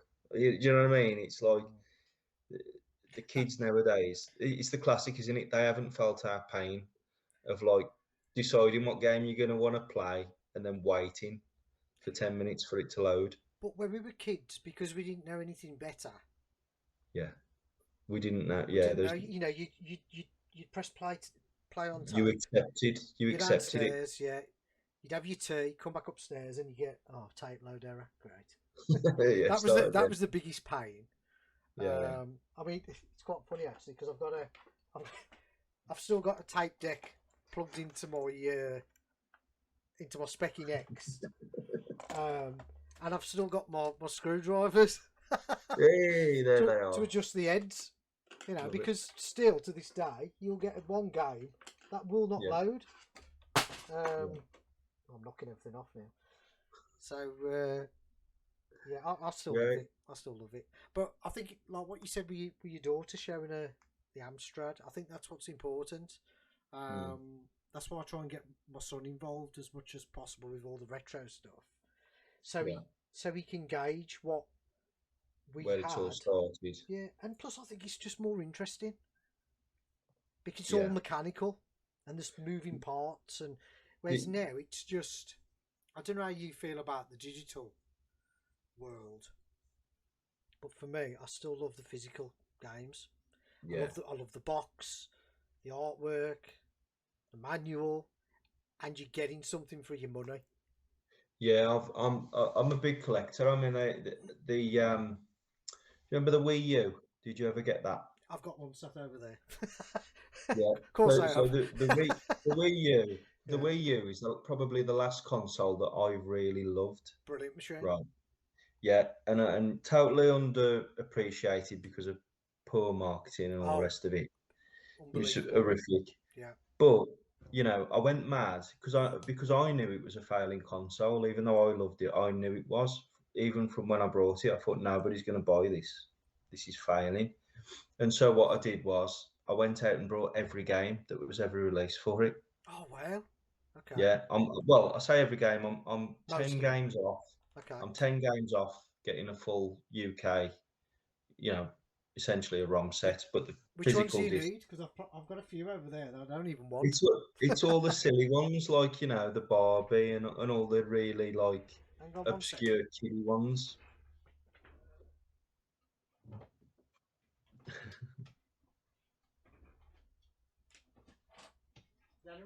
The only reason why I say it is because I've got some of these that I've just ended up with. Oh, okay. I've got 2 copies of Zombie U. I'm guessing you've got that one. I've got that. Yeah. Yeah. Yeah. But I've got Marvel Superheroes. Have you got that one? Yeah, got it. So you Got got it. that Yeah. one. I'm just The thinking thing of with buying all of these as well, I went and brought them all brand new when they released. Yeah. So it was like every release that came out, I was always buying.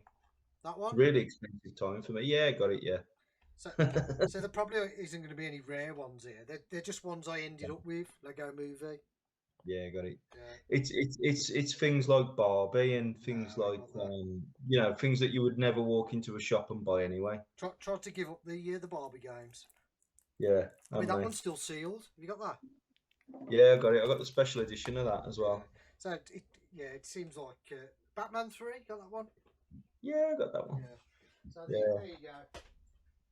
Yeah, but so yeah, big collector. Yeah. But I much prefer having the physical stuff.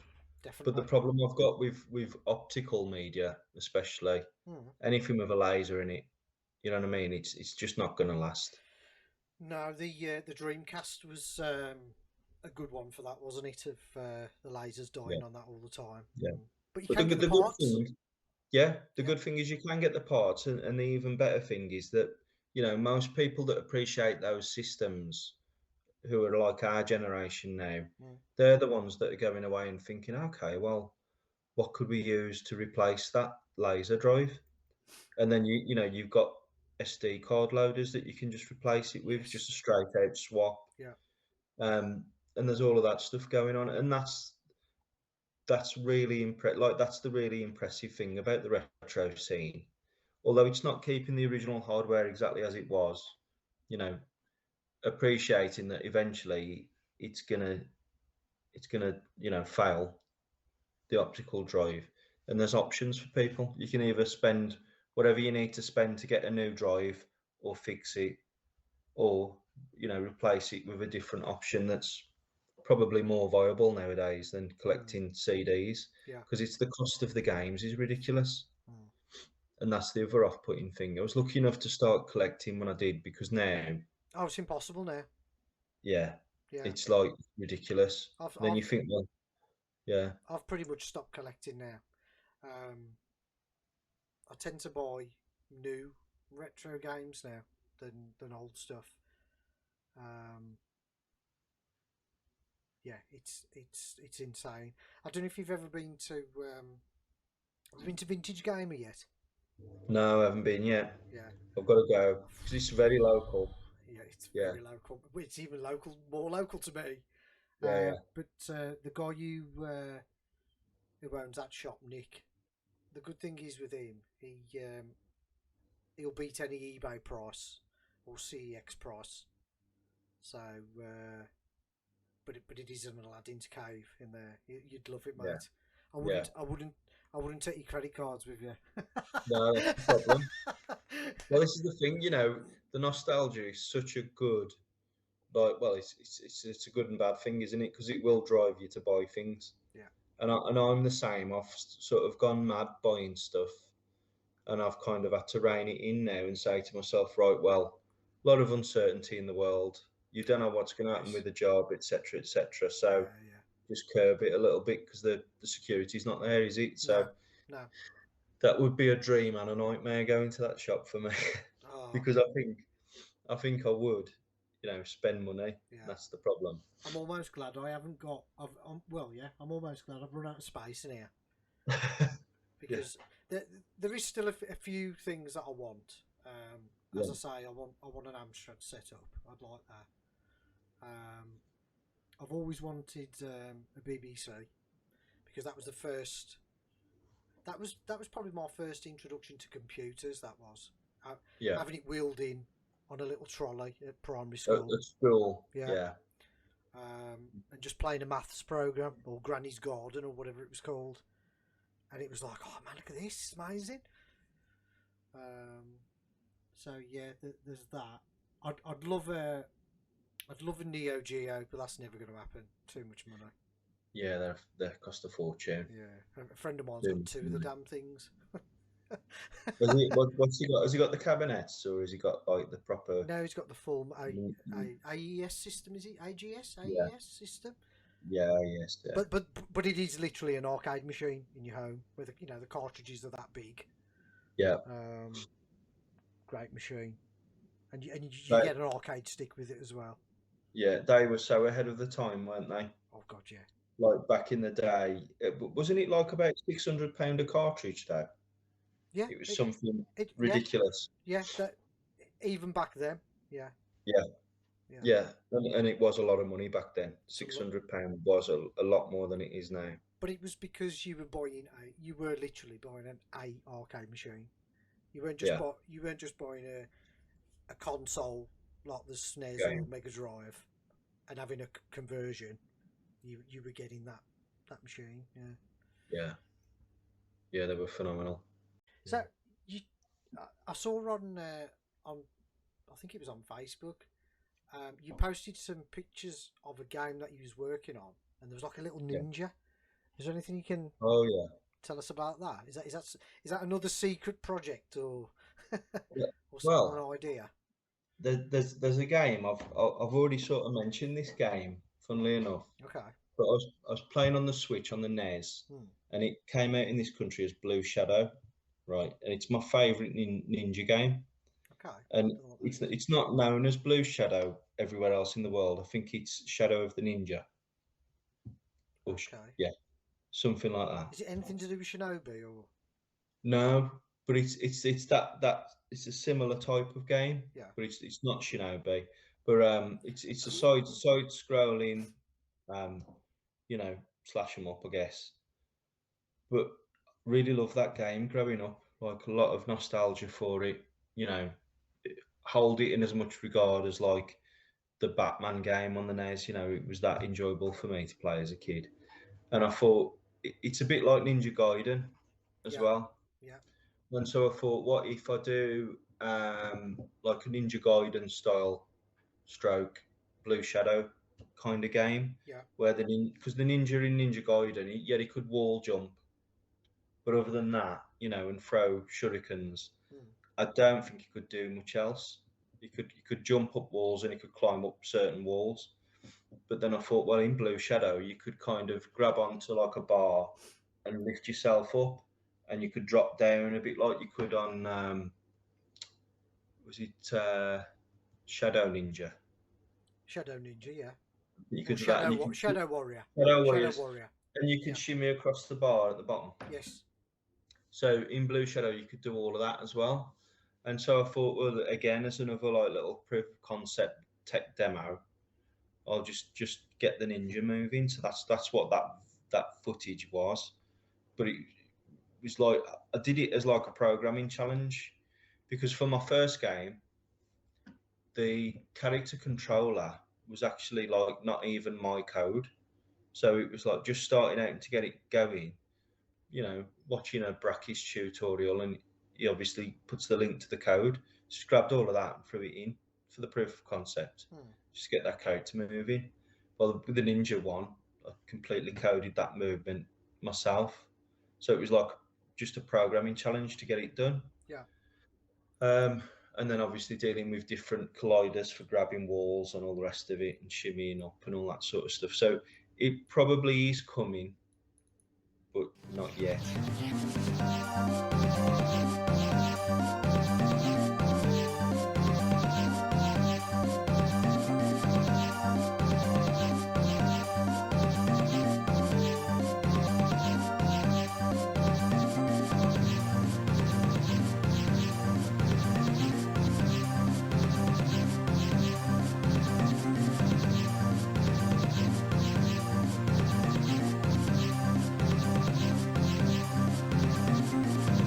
So this is one where we talked about like Blender and 3D modeling.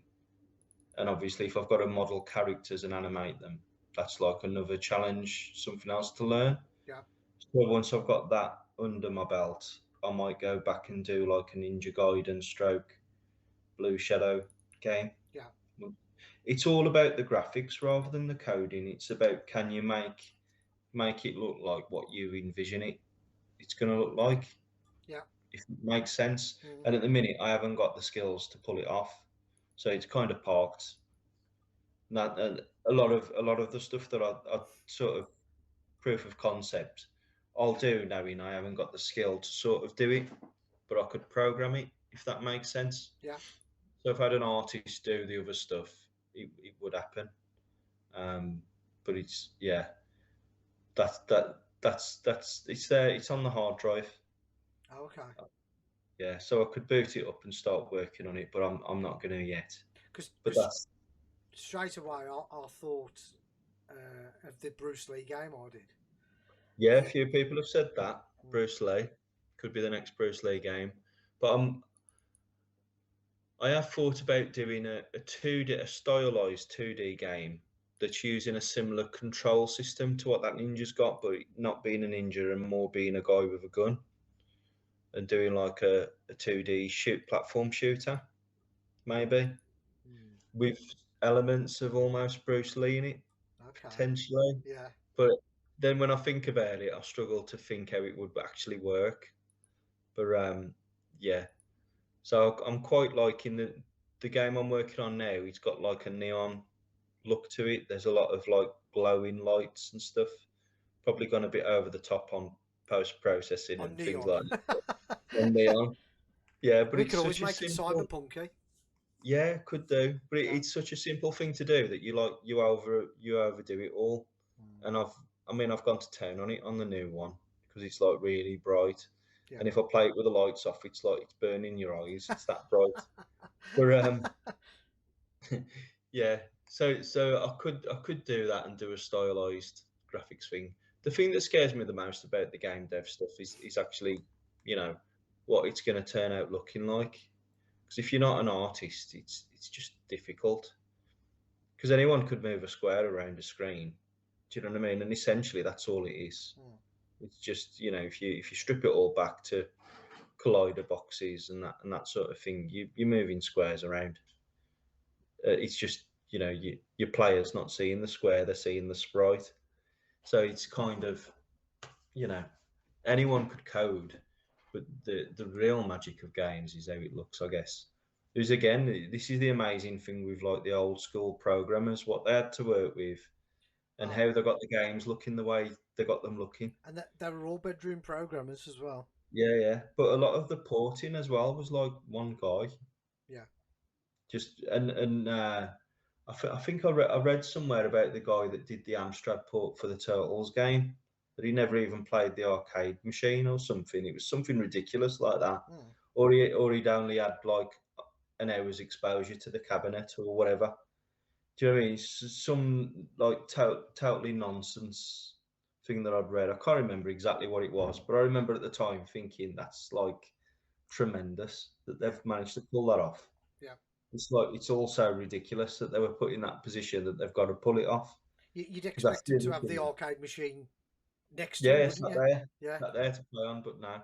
Yeah. And hearing things like that is amazing. Mm. I know the guy that did Chucky Egg was saying in one of his interviews that he wanted to go much further with that game, and like because he developed the game, he was doing it. I don't know if he was doing it after school or whatever, but he because he was developing it, he could just completely swat that game. He would like play it forever.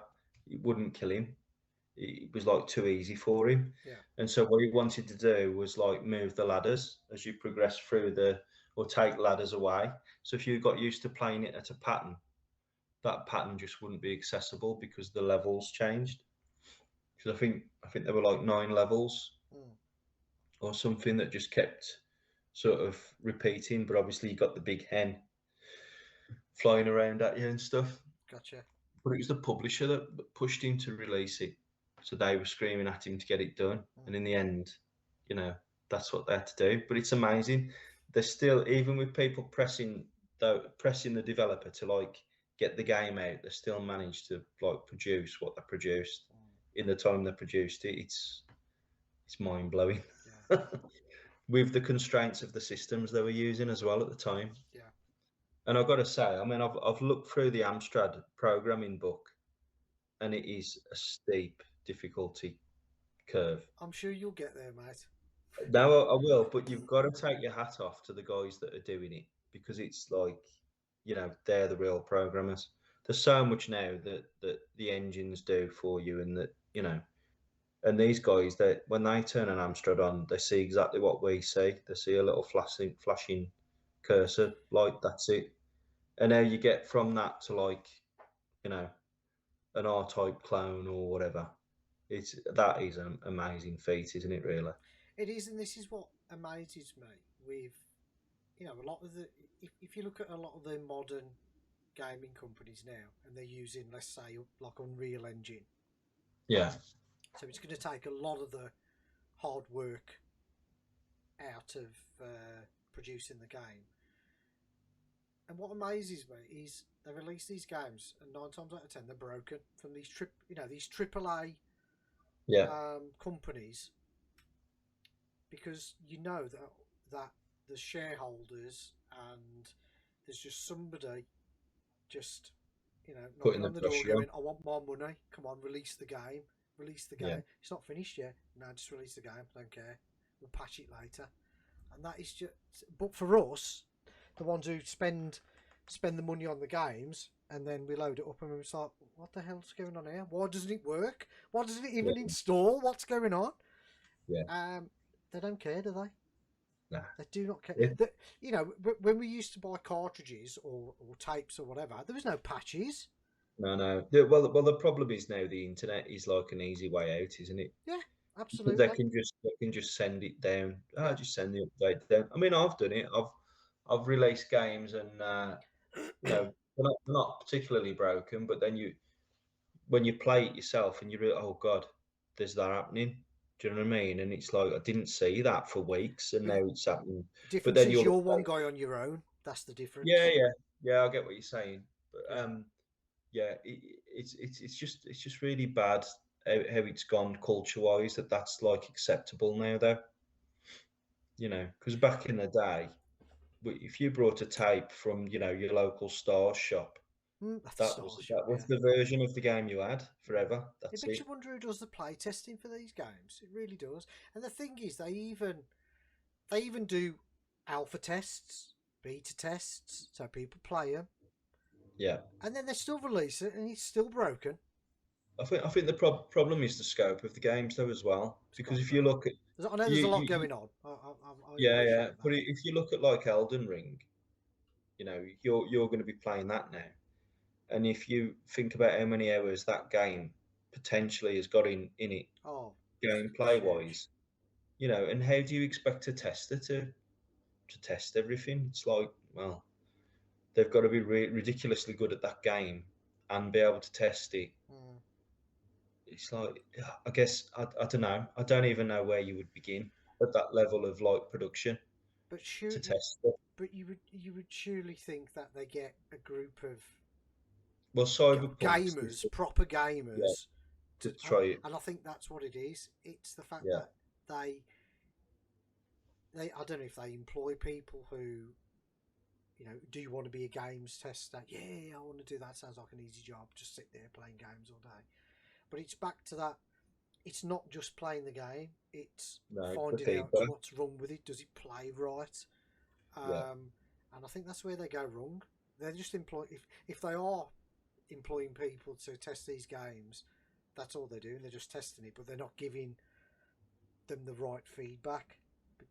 Maybe it's because they're scared of losing the job, mm. of saying, "Look, It this could is be. broke." It could be. I mean, Cyberpunk's a weird example, isn't it? Because everyone knew that was broke. Um, Even the people working on it, they knew that it was broke, but they were just forced to release. the thing is with Cyberpunk, um, I mean, I pre-ordered Cyberpunk. I waited for that one for years. PC wise, when it came out, I couldn't see what the problem was. I was playing it. There wasn't. Yeah, there was some bugs in it, but they were funny bugs. They were Yeah, yeah, really yeah, funny. I mean, yeah. I mean, two that come to mind. Where I remember I was travelling around one of the streets. I got out my no, I was on my bike.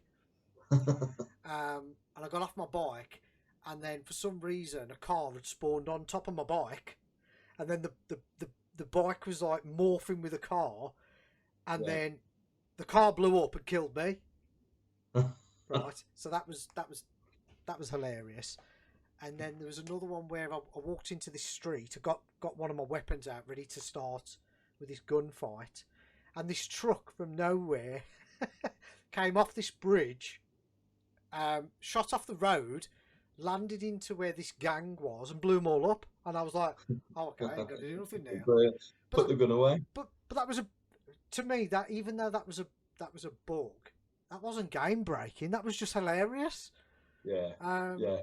but I do know that the console owners, I Weren't they think having like they had a save bad dates experience, didn't they? disappearing and all sorts of stuff?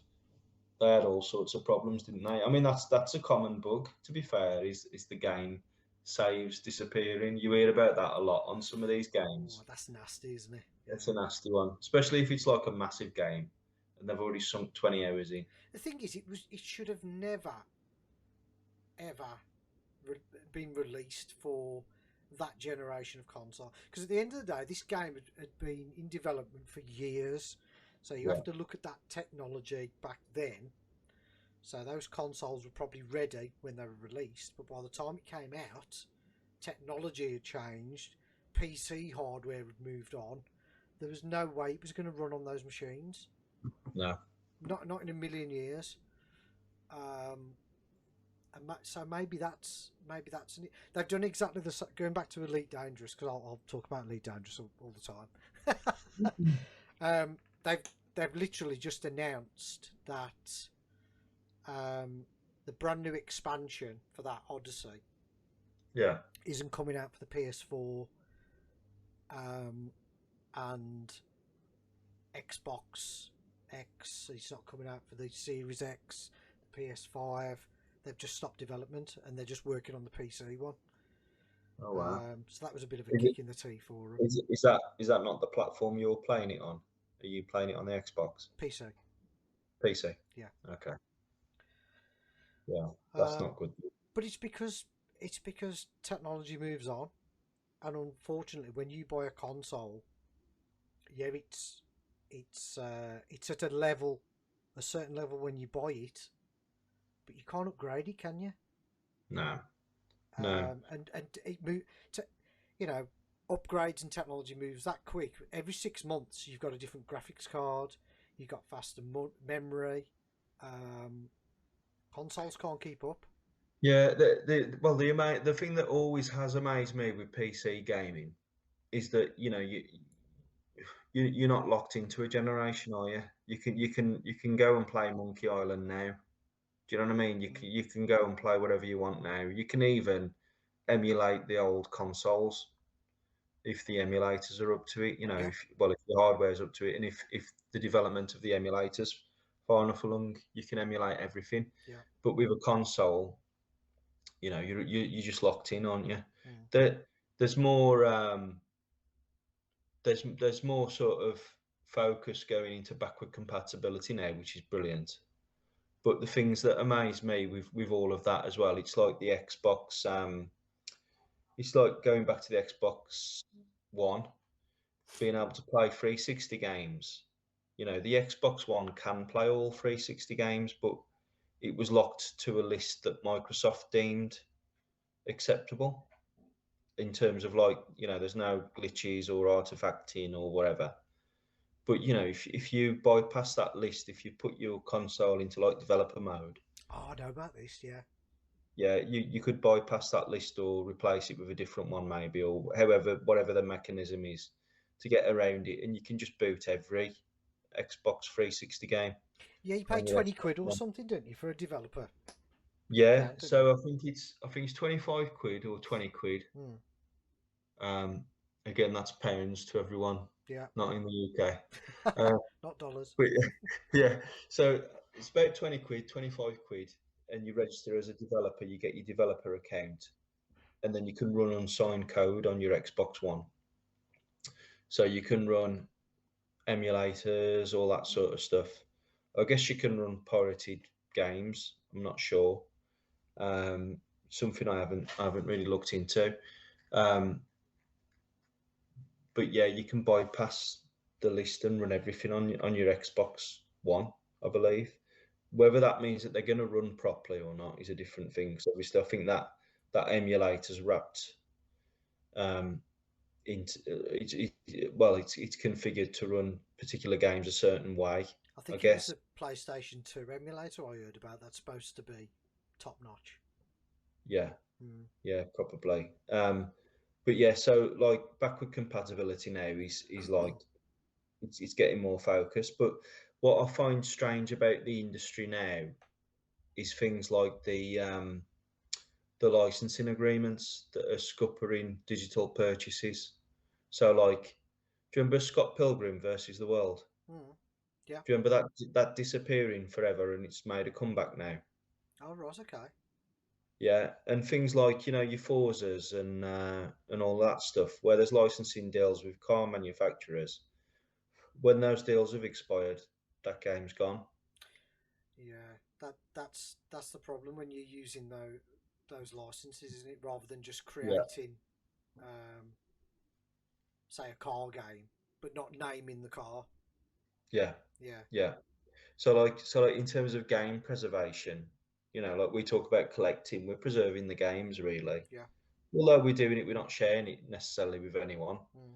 But you know, you've got a slice of history there in your room, and you know it's safe as long as you keep it safe. Yeah. Whereas if you buy a digital game and it's got some, you know, some licensing problem with a piece of music or some artwork or, you know, just the model or whatever, you know, it gets removed from the digital storefronts and that's the end of it. You can no longer buy it. I know DuckTales has gone through the same fate. Oh, okay. I think I'm not sure if it's still available now to buy. What, because of Disney? Yeah, something to do with some licensing problem. I'm not sure if it's Disney that's the problem, but you hear about these things, and it's like really obscure games at the minute. But eventually, it's going to start affecting everyone because there'll be some franchise that everyone's sort of really interested in, and all of a sudden, it's just you can't buy it anymore. Yeah. And I find that all fascinating, and I don't know where that sort of ends. It's weird You know, with digital. copyright and digital. Yeah, it really is. Yeah. Um, Whereas if you've got the disc, you've got the disc. They can't come and take the songs off the disc no. or remove the cars off the disc. Do you know what I mean? It's there, that's Well, preserved. it's funny you should say that. It's. I think that's the same as Quake, the original Quake. Yeah. Now my version of it, I've still got the big box PC version of it. Well, that music on there is it was all done by Nine Inch Nails. Oh, So nice. all the atmospheric music was Nine Inch Nails. Yeah. And then when it was first available on, on Steam. It's exactly the same for Quake 2. You'd play it, but there was no music because the way they used to, the same as the PlayStation games, it used to load the game up, but then it'd spin up as a CD player and play the music and off the the disc. audio off the disc. Yeah. So people were playing these games with no music, and then I noticed with the because I've re-released Quake now, they must have done an additional licensing agreement with Trent Reznor, I imagine, because Bethesda software are massive. Yeah. And now you've got the music within the game again. Cool. As a download. Yeah. Whereas before you had to have the physical disc to spin up the music. There were ways of ripping the WAV files and using mods for the game. Yeah, to load the music. To load the music and act as a CD player. Yeah. But that was the only way you could do it. Because most, as you know, most PC builds now, especially cases, they don't have the slot. No CDs. Yeah. It's strange, isn't it? Yeah. But it's like, yeah. No CDs. But that's what I found with this laptop. Coming to fire that up. I hadn't thought about emulating it, but then I thought, well, so what I've had to do with that is illegally download the ISO. Well, you wouldn't be. First of all, you'd have to try and rip it anyway, wouldn't you? Yeah, and I did think, well, I have got a PC down here with a DVD drive that I'd be able to do that with whatever it's called, DVD burner or whatever it was back in the day.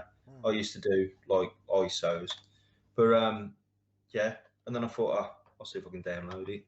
And you know what? Like 20 minutes later, I've got the game again on the hard drive, and it runs fine on emulation. But I mean, I've got.